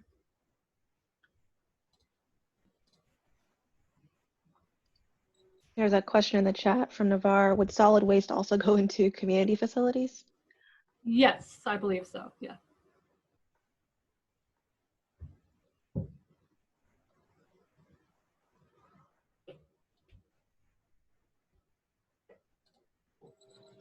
I guess just to expand on that for a second, since it's not really, it doesn't get mentioned here, which it seems kind of weird, and also just sustainable materials management, and as far as how that plugs into our climate and environmental goals as far as handling our waste stream, seems like something that should be in there somewhere. Yeah, I think that seems relevant. And it could be in there now in some of those goals and strategies, but we could look at whether or not it is in there, if that needs to come out more strongly here, particularly given the commitments made around climate, for example. I saw Pastor Liz had a question about what does this chapter say about police treating everyone fairly. I, off the top of my head, cannot list out all the goals that are underneath here, but I would say that certainly came out very strongly in the survey responses. The role of the police department and community safety. A lot of that is not necessarily directly tied to what we're doing in the comprehensive plan, but it came out strongly, and it's important to talk about what that means. And so equitable treatment by not only police, as Pastor Liz mentioned, but other emergency services. We could discuss how that might fit into the plan.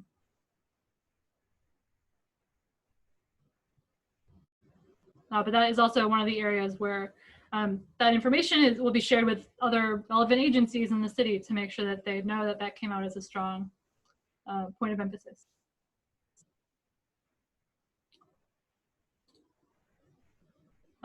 Moving on for now to economic sustainability. I know you're probably sick of me reading these, but I think it's important to hear them out loud.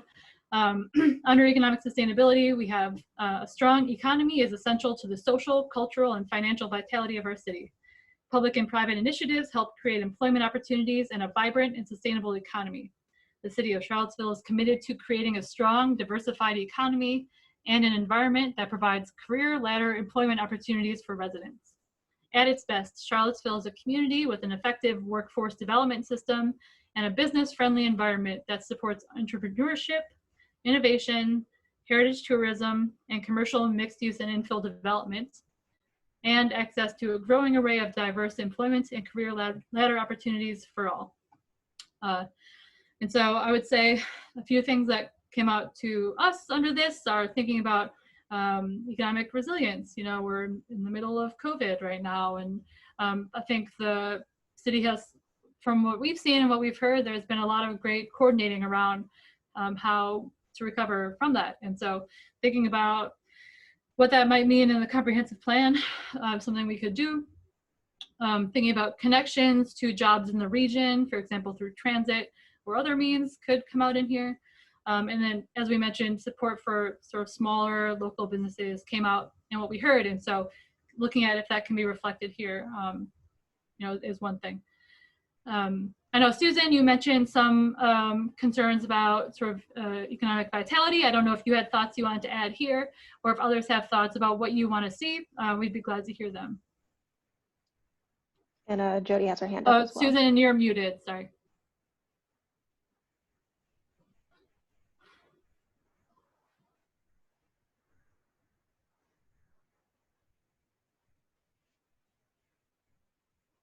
Well, maybe we'll go on to the next. Did you say Jody had a comment? Jody and Carl. Okay. Jody, do you want to go ahead? Sure, thank you. A couple of things come to mind. One is I'd love to see something in here about broadband availability for all citizens or all residents, especially in light of schools being virtual these days. So I think that is very important. And the other item I'd like to mention is the importance of working with our regional partners, like the regional chamber and people such as that, all of the various regional economic groups for support for our small business community as well. Thank you. Thank you, Jody. Who was the other you said, Latoya? We have Carl and then Emily after Carl. Susan.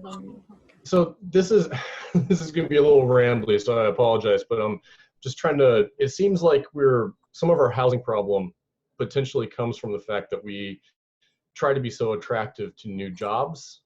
So I'm just kind of wondering, I mean, I don't think we should definitely have a very vibrant economy. We should definitely have, things that promote commercial growth and understand those bring in taxes for the city. I'm kind of wondering,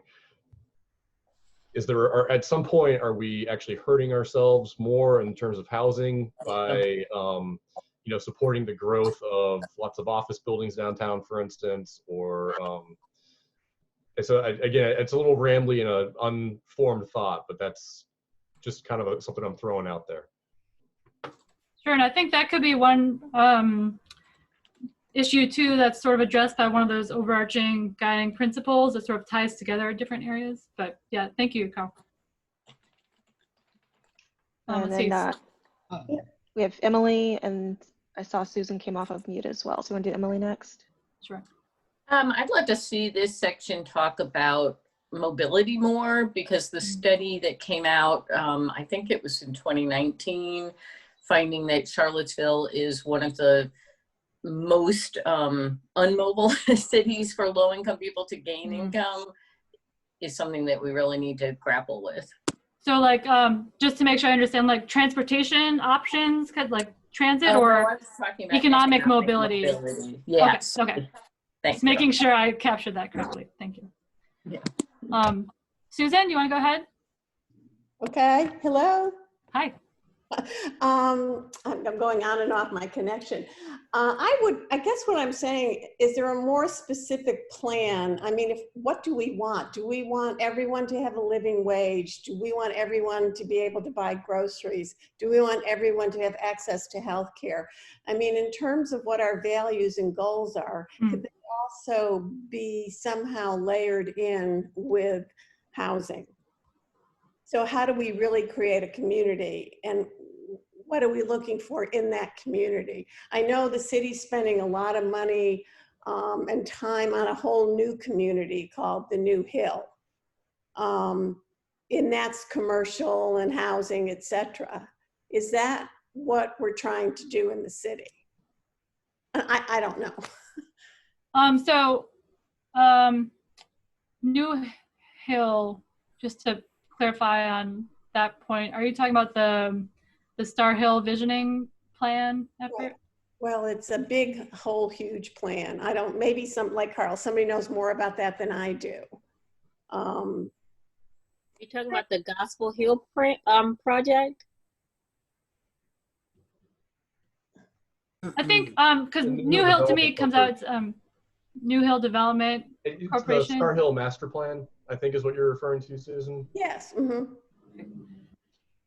Which has everything in it, right? Yeah, so I think what I'm hearing is, thinking about how we're thinking about our communities in general, about housing and how we're creating sort of neighborhoods or communities that have these different access to different resources and whatnot, and talking about how we show that in the plan. So I think, yeah, I think that could come out as one of those overarching guiding principles, or that, and that could come out also in some of these chapter visions. You know, I think those two levels are sort of the place they would best fit, because that's not really necessarily a specific goal, right? But that's more of something that the goals can work toward achieving. So I also, Hey, part Joy. of can you hear me? Yep, go ahead, Joy. So part of my frustration about economic and up mobility is that there's still a certain portion of our community that doesn't get the upward mobility to be able to, one, become a homeowner, two, to own their own business, or three, even to get a lower paying job because of choices they made, whether they're, you know, or coming out of prisons, or whether they just, you know, going through a bad divorce, whatever it is. So basically what we have come to recognize in our low income neighborhoods, especially in public housing, so just let me say that, is that we have to create our own economics. And the way we have to create our own economics is through Section 3. There's a lot of construction going on. It's not just about working for somebody. It's about how you also become a business owner, because all of these little cliches that are coming up with these plans and all still does not include most of our low-income neighborhood. They don't even talk to us.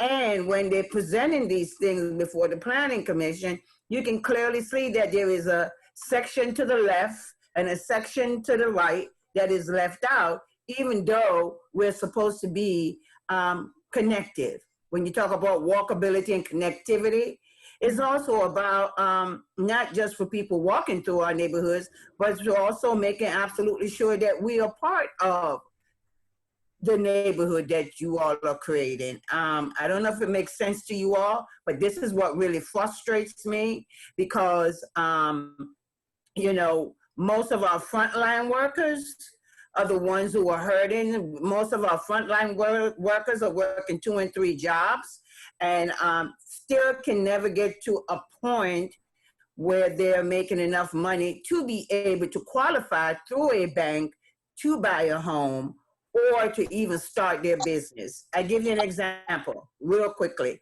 I have a daughter and 3 other people from the low income community who I know have been to CICS, have a business plan, and still cannot get their business get started. They're working in the jails, they're working in retails, they're working in the food industry. So we have to be really serious about when we're talking about economic viability and up mobility, because then, you know, you're still living out a certain portion of people. That's my rant. Thanks, Joy. I think sorry, that's my rant. I always appreciate hearing your thoughts. Thank you for sharing that. I think that can certainly come out stronger here. I think, you know, there are a couple mentions of sort of career ladder opportunities and whatnot, but I think having more of an emphasis, showing what we mean by that, can certainly come out more clearly. I would think, you know, one way to hit at some of that, sort of tying in Section 3 as well, is that, you know, Charlottesville's growth needs to be directly tied to employment opportunities for Charlottesville residents, and community benefits agreements and things like that. And if you could really spell that out, I mean, I love the idea of envisioning a vibrant Section 3 program and employment program that's super inclusive, that seeks to address issues of equity and things like that. And I wanted to second what Carl also said. You know, tech with the university's plans, its new tech school, with the stuff built downtown. These are things that are just right there, about to be a disaster for a lot of folks in the community. So how do we put in our vision that we mean opportunities for people who are here now while not stymieing growth? You know, I'm going to have a counter attitude towards a lot of this than a lot of folks here, but I think that's an important distinction to make. There are folks here now who need, who are not economically sustainable as families, and our community should support that above growth and outsiders coming in and pushing people out. I mean, it's not just the housing. Housing's a huge piece of that, but you know, it's also opportunities for people. I don't know how you spell that out in a vision, but I think that's important. I think a lot of the community feels that way. Yeah, I'm certainly seeing a lot of nodding on the call. So I think calling that out more specifically is certainly something that can be done here. You know, you mentioned UVA. I think calling out the role of UVA potentially in this as well is something that can be done in other sort of local institutions, or working with UVA to develop, you know, that partnership. That can be a piece of this. And having the employees that they bring in, and if you want to create upward mobility for individuals who are at a lower income, have the new employees set up a program where individuals can be trained in the companies that come in and offer a way up to upward mobility. Be mindful when you bring certain employers in, that the locals can benefit from some of that economic growth as well, not just a certain class of individuals.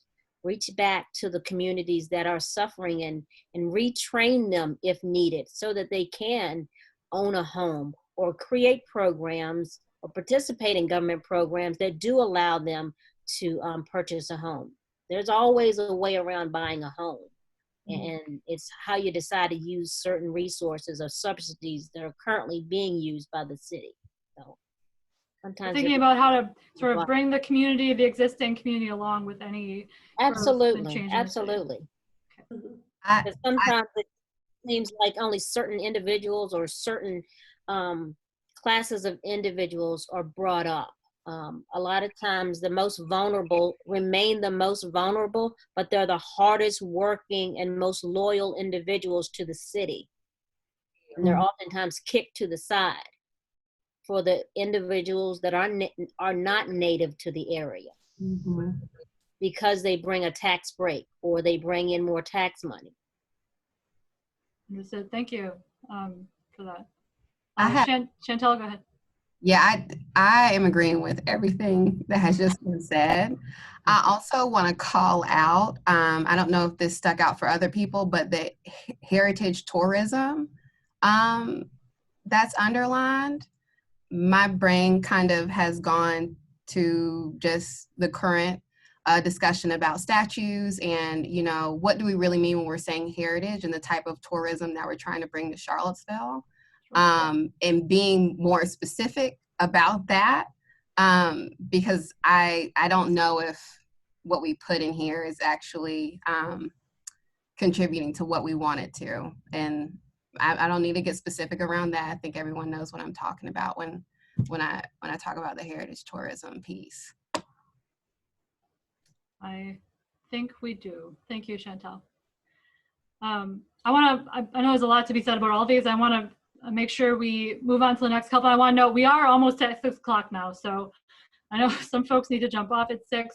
I do fully intend to give a time for community comment, but we may be a little after 6 on that. So if you need to leave, please feel free to go, steering committee, and please feel free to send any other additional input. You have the slides, so please feel free to follow up with us. But we're going to keep going for those who can stick around.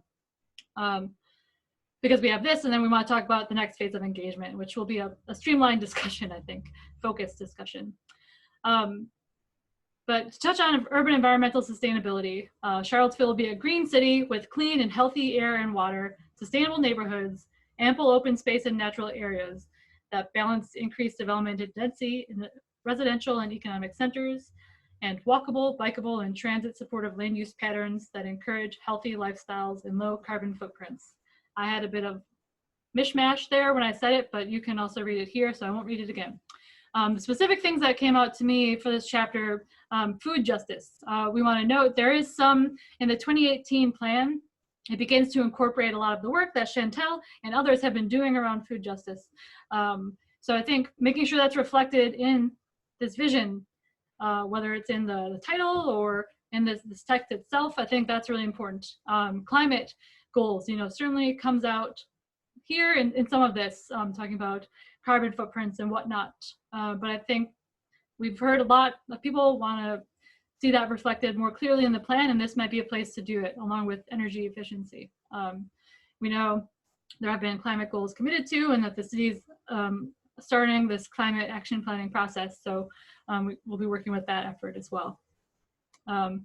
Other sort of quick thoughts, if you don't mind, if you have any quick thoughts about this, feel free to share them.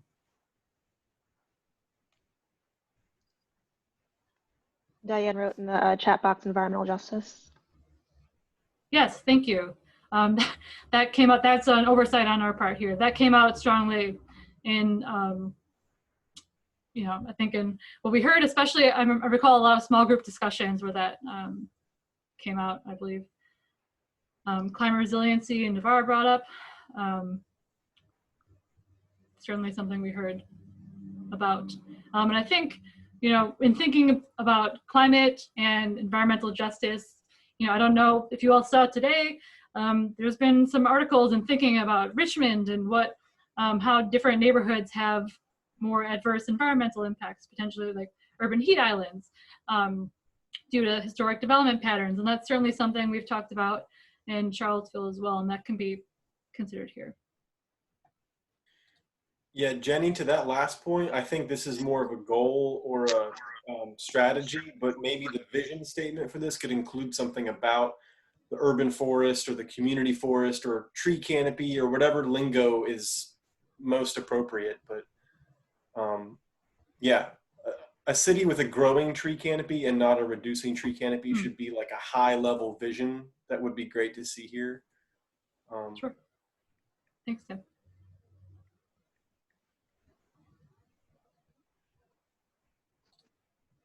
I'm going to move us on to the next one, but feel free to put in the chat box any other thoughts there. Transportation. The current vision for the 2018 draft is develop a safe, equitable, reliable, and efficient transportation system that provides a range of transportation choices for all users, reduces single occupancy vehicle travel by providing frequent and extended coverage, and increases travel by public transit and active transportation modes. So if you look in the box, the initial revisions that we were thinking about are thinking about regionality with transit and transportation, which we've talked about already, especially when it comes to housing and jobs and connecting people in that way, which comes out in the second bullet here. And then sort of around the topic of equity, making sure are there specific areas that are lacking transit access? If we're looking at lower wealth or lower income communities, for example, because there are ways we can better connect people to transit. So those were the things that came out to us. Any thoughts from you all on transportation?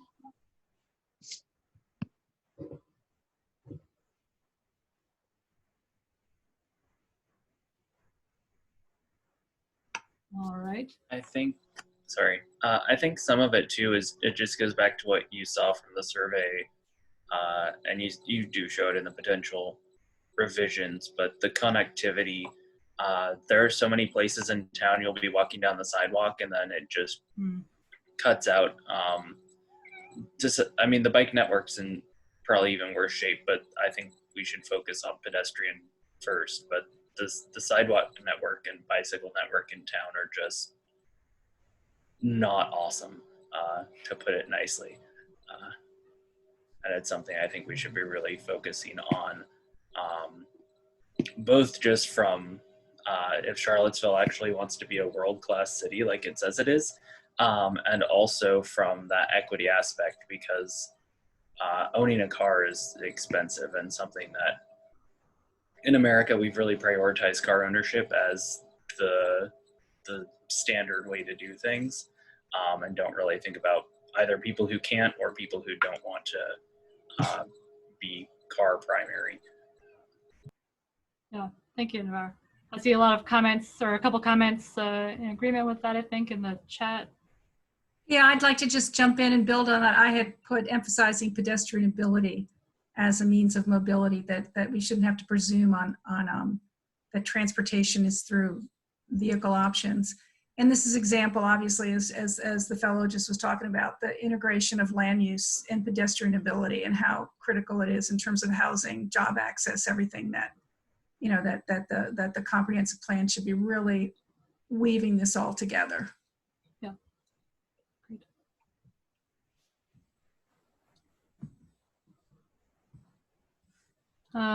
Let's see. This is the second to last one here. Topic of historic preservation and urban design, which have been tied together for a chapter. I've already said the precedent for reading them, so I'm going to do it here. Urban design and historic preservation contribute to the character and quality of neighborhoods and to the aesthetic value of the entire community. The city of Charlottesville will be a well-designed community with neighborhoods, buildings, and public spaces, including the downtown mall, that are human-scaled, sustainable, healthy, equitable, and beautiful. The city must recognize each neighborhood's sense of community, its unique and diverse sense of place, and take steps to integrate new buildings, development, and uses into their neighborhoods. So a couple of things that we were thinking about are, you know, having an emphasis on, when we're talking about neighborhoods and communities, you know, safe, welcoming public spaces where everyone, you know, feels comfortable being.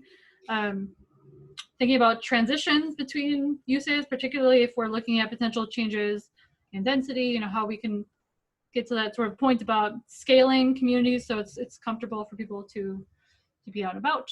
You know, we did have a discussion about, you know, historic preservation and urban design being tied together in a chapter.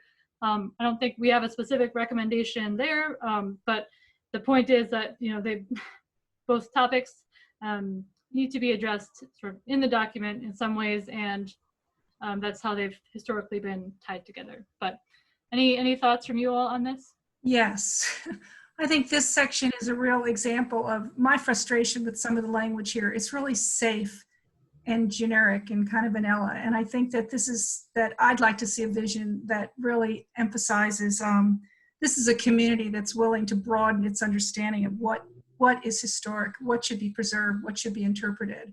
And right now, this city is famous for one manifestation of history. And I think that alluding to the previous comment about, you know, this is a comment about what's happening with this city in terms of our interpretation. The historic tourism, heritage tourism kind of, I think that there's a real opportunity to be a bit bolder and braver in our language here about the vision of a broadly interpreted community. I think that needs to be shown throughout these vision statements. I think that you know, it's a time to really capture the emotion and passion that has been expressed in the last couple of years and get it on these pages. Thanks, Diane. Seeing some nodding around the virtual room there. I think that's certainly a good point. Pastor Liz, did you have something? No, I'm just agreeing with got Diane. Got it. Thank you. Yeah, I think Jefferson mania has taken its toll. And my husband's the Thomas Jefferson librarian at Monticello, so believe me. The only part I would add to this is you asked about separating this topic, and I think you know, the city has historically, as you've said, historic preservation, urban design have been under the same person at City Hall. The Board of Architecture Review looks at historic preservation, but we also look at new construction. So this is, I think, as far as how the city currently operates, the two topics are linked. Not to say that all new construction must be Jeffersonian.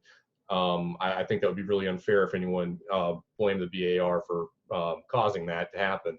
or the city's design planner for forcing that to happen. I don't think that's the case, but it is, the two things are the same people at the city deal with both topics. Sorry, a little rambly, but. No, understood. Thanks, Carl.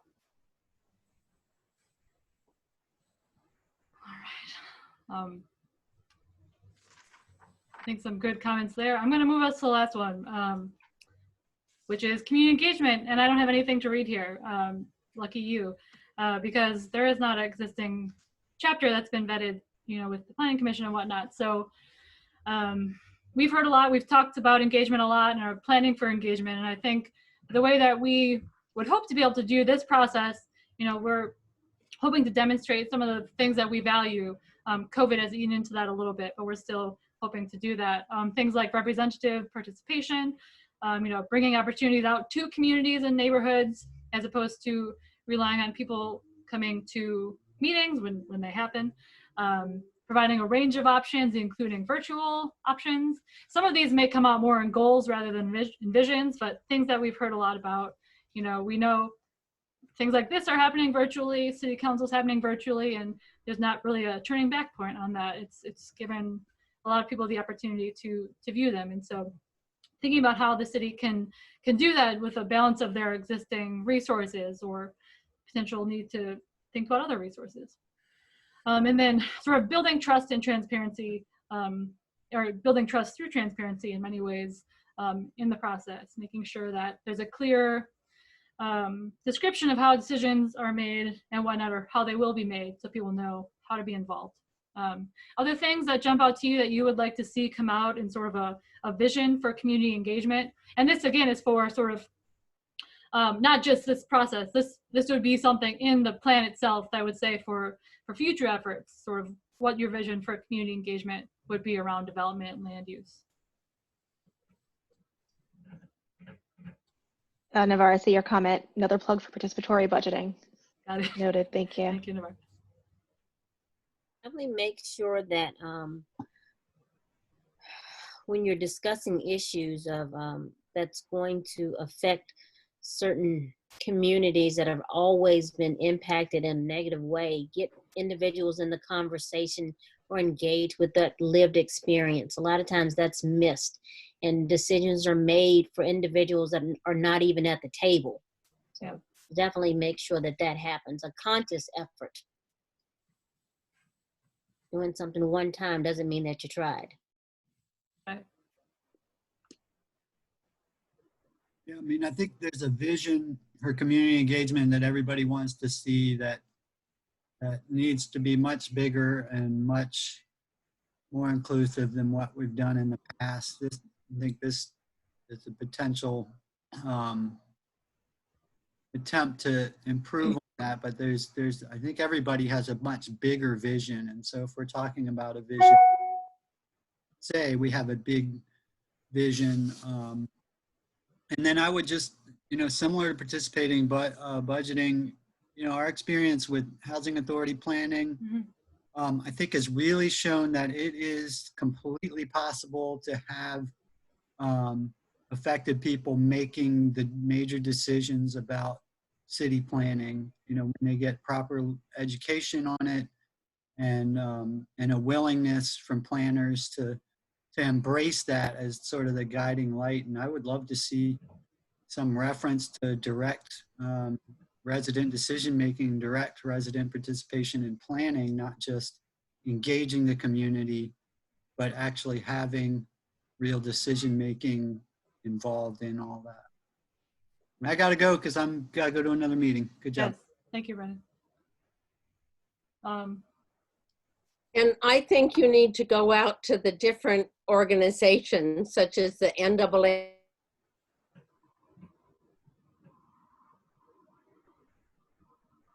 Pastor Liz freeze for everyone else, or is it just me? Yeah, she was from me too. Go out to them and solicit their opinion.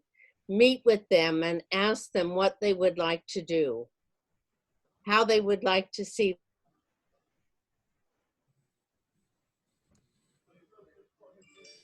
I think, well, Pastor Liz, you're freezing a bit for us here and there, but I think what you're saying is talk to existing organizations that maybe have connections to the community or are doing a lot of community engagement and seeing how communities they're talking to might like to be involved or what successes they're finding. You know, I think that's a good way to work toward really effective engagement strategies. So I think I heard you, but if you want to clarify, you broke up a little bit, so feel free to type into the chat if we missed anything.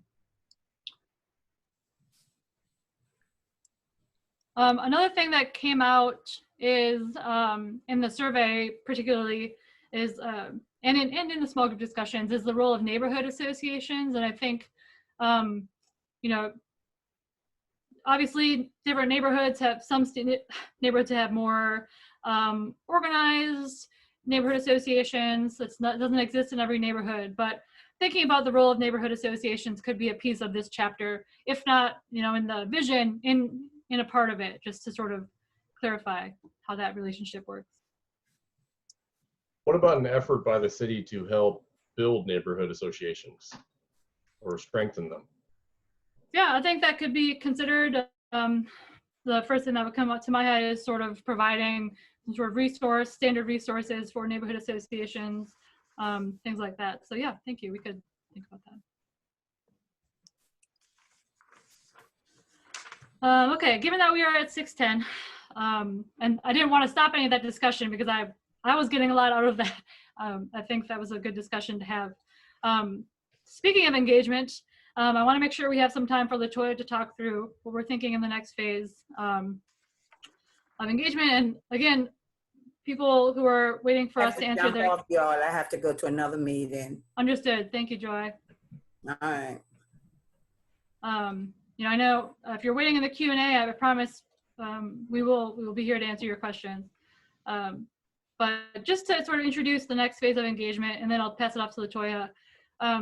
This is an adjustment to our schedule that we put out originally. You'll see it's as of August 19th. The last schedule you saw was as of May 5th. And so partially we've updated this. Those bubbles at the bottom have been updated just to reflect the reality of when we've ended up doing engagement due to delays initially due to COVID. And then moving forward to the next phase, you know, we expect the next sort of key community input point to start maybe mid-September, end of September. So that's what we're looking at reflecting here. The bars up top have not been adjusted. Those are still there. So we still think it's viable to get to sort of a final housing strategy by, I would say, the end of the year, and then incorporate that into the comprehensive plan along with other revisions to the comprehensive plan, and come to you know, sort of a version that goes to council in March. That's still the plan. So, you know, I think we need to see what timing this next phase of engagement has.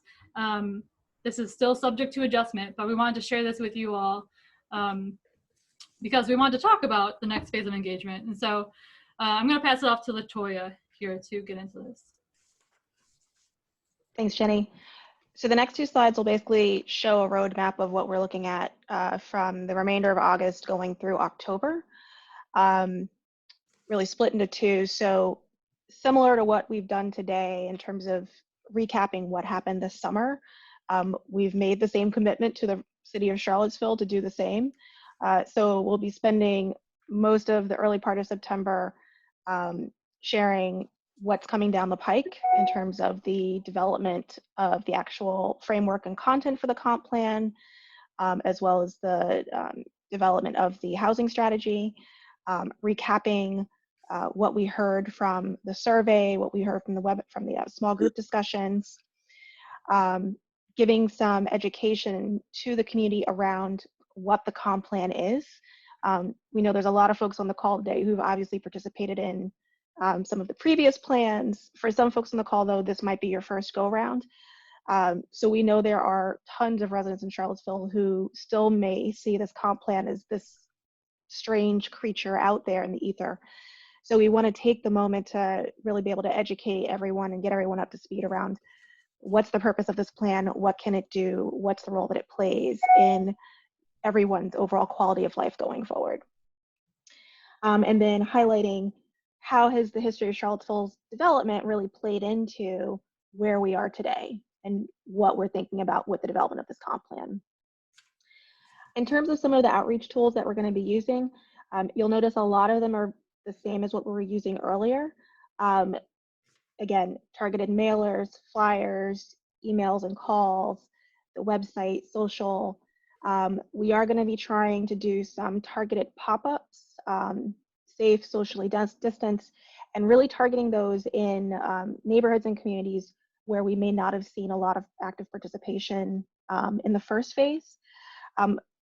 Right now, we are not planning for large-scale community gatherings. I know there might be some folks, either panelists or attendees, who may be wishing to see that. I think most of us are on the same page that it's just not the safe time to do that right now. So obviously, we're all still monitoring the COVID restrictions that are in place across the country.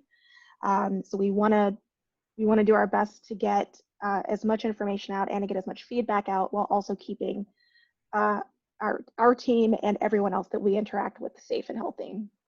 Yeah, and I think the difference with the pop-ups is, you know, if we can find, we know a lot of you are already going out, giving things out to people, resources, and so we're not trying to foster a lot of discussions and having people stand close together speaking, but in a way where we can give information to people who probably aren't looking at our Twitter account or whatnot, which we do have, but you know, making sure people just have the information and that we're there to answer questions, you know, even in a brief way. Just having that presence is really important to us.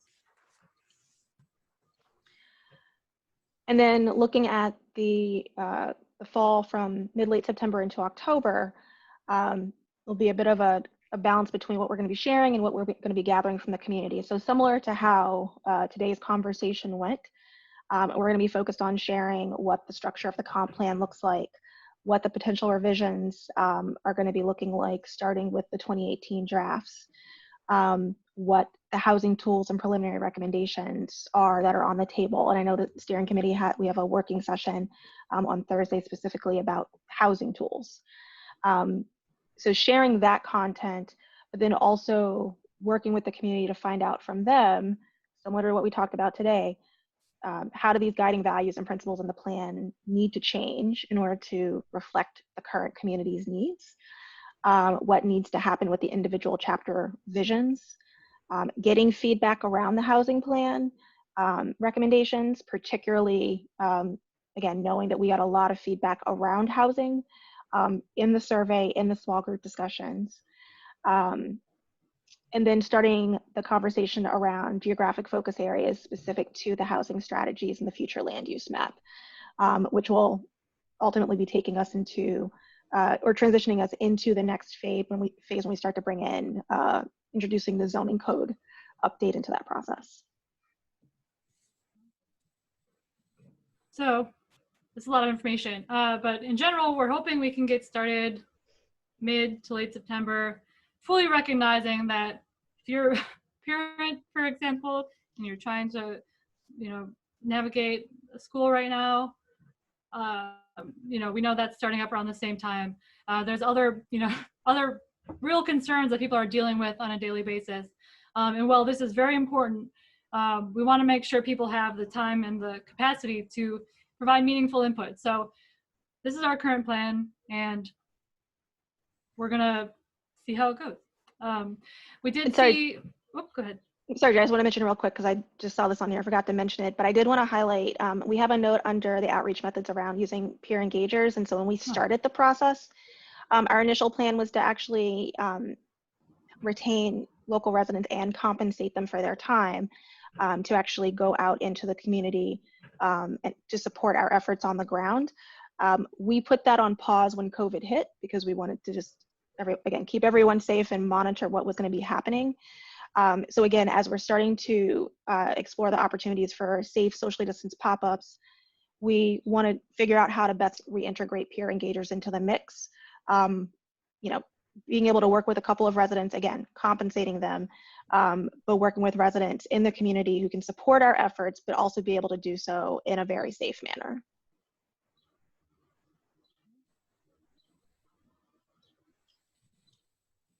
So Chantel supports that, I see in the chat box.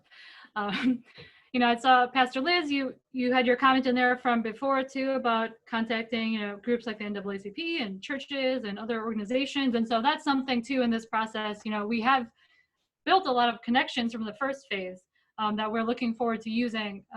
But we want to make sure we're reaching out again to churches, etc.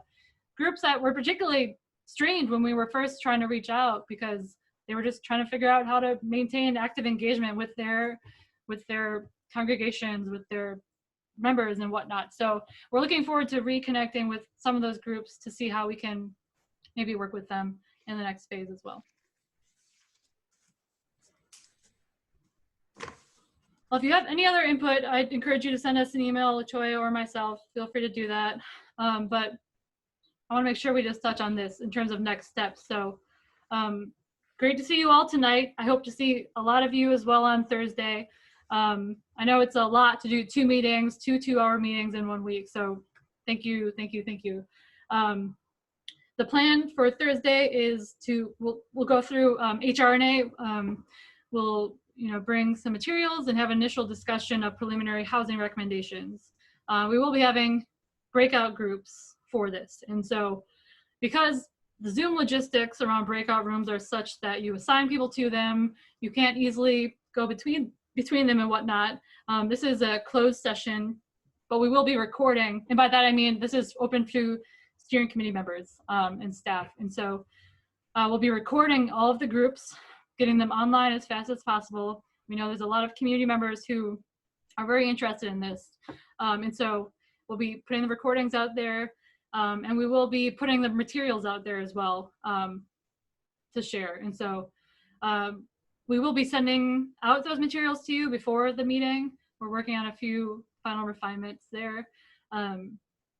But the plan is to break people out into certain groups and then come back and have sort of an information download of what you all thought so that you can also reflect and respond to what other people found in their discussions. So if you have questions about that, please feel free to email us and we can answer that for you. And the other note is, right now I would say tentatively, probably November would be the next time frame for steering committee meeting. But again, it is kind of dependent on when we're able to get that community engagement for the next phase, getting input on housing, getting input on some of these visions and whatnot, so we can move forward with that. Are we free to share the information that you sent us for this discussion with our neighborhood groups? Yeah, it's posted on the website. Okay. Yep. And I posted a slightly updated version, the one I used today. It's on the website, so you'll want to send that one instead of the one you got. Well, thank you for sticking around. I want to go to the Q&A from the audience, but before that, I want to make sure there are no final thoughts from the steering committee.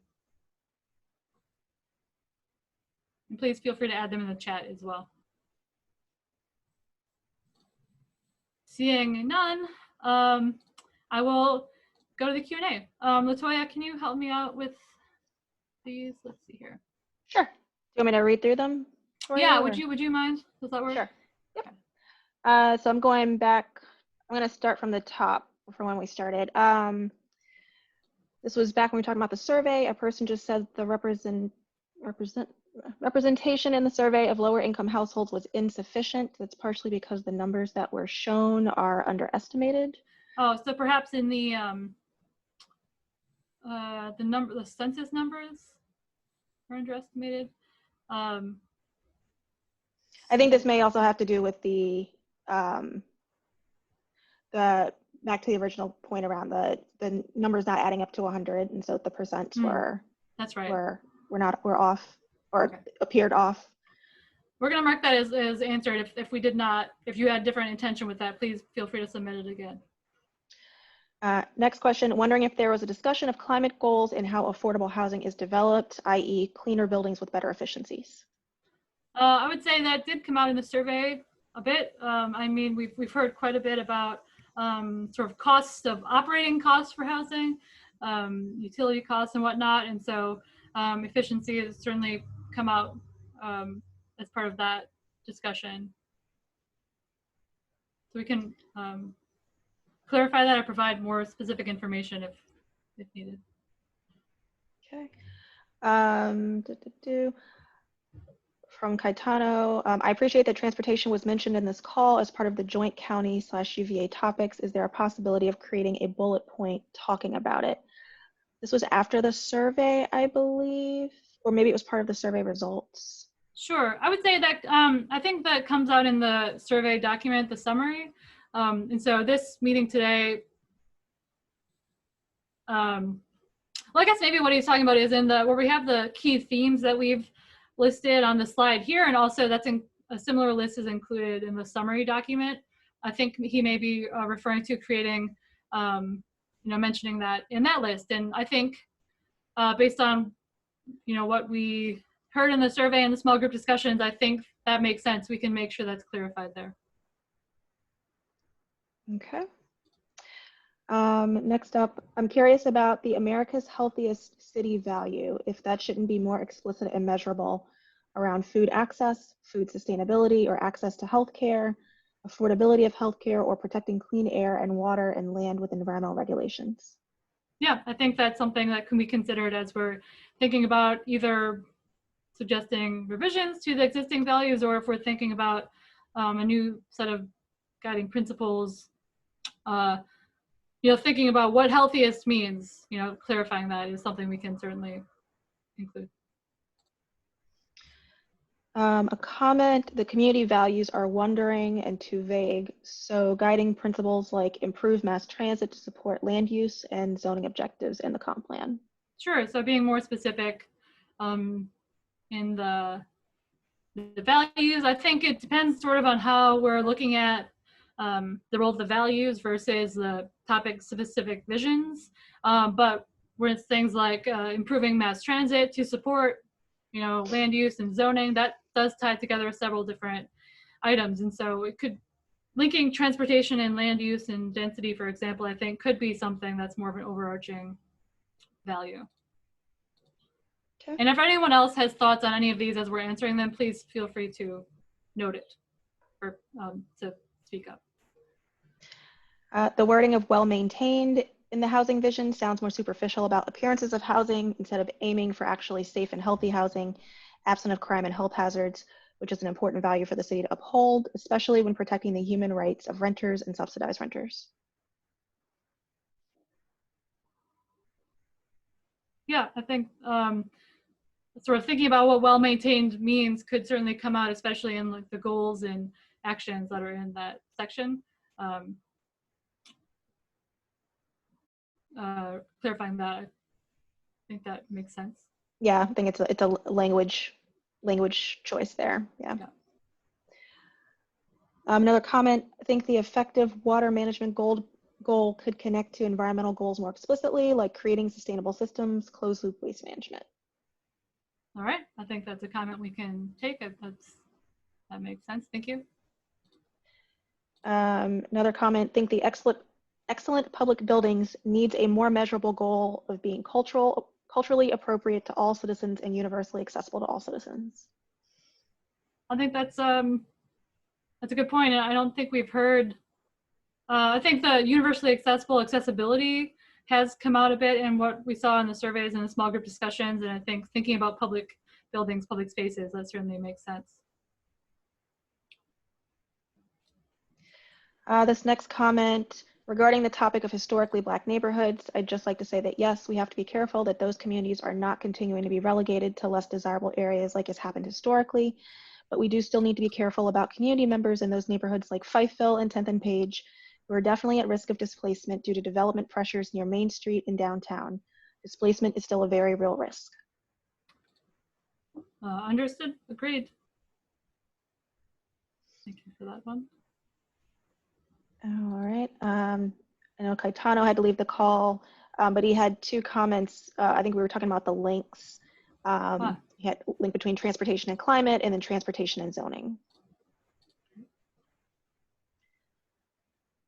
Serena offered a comment, engagement should be proactive and more responsive to community needs.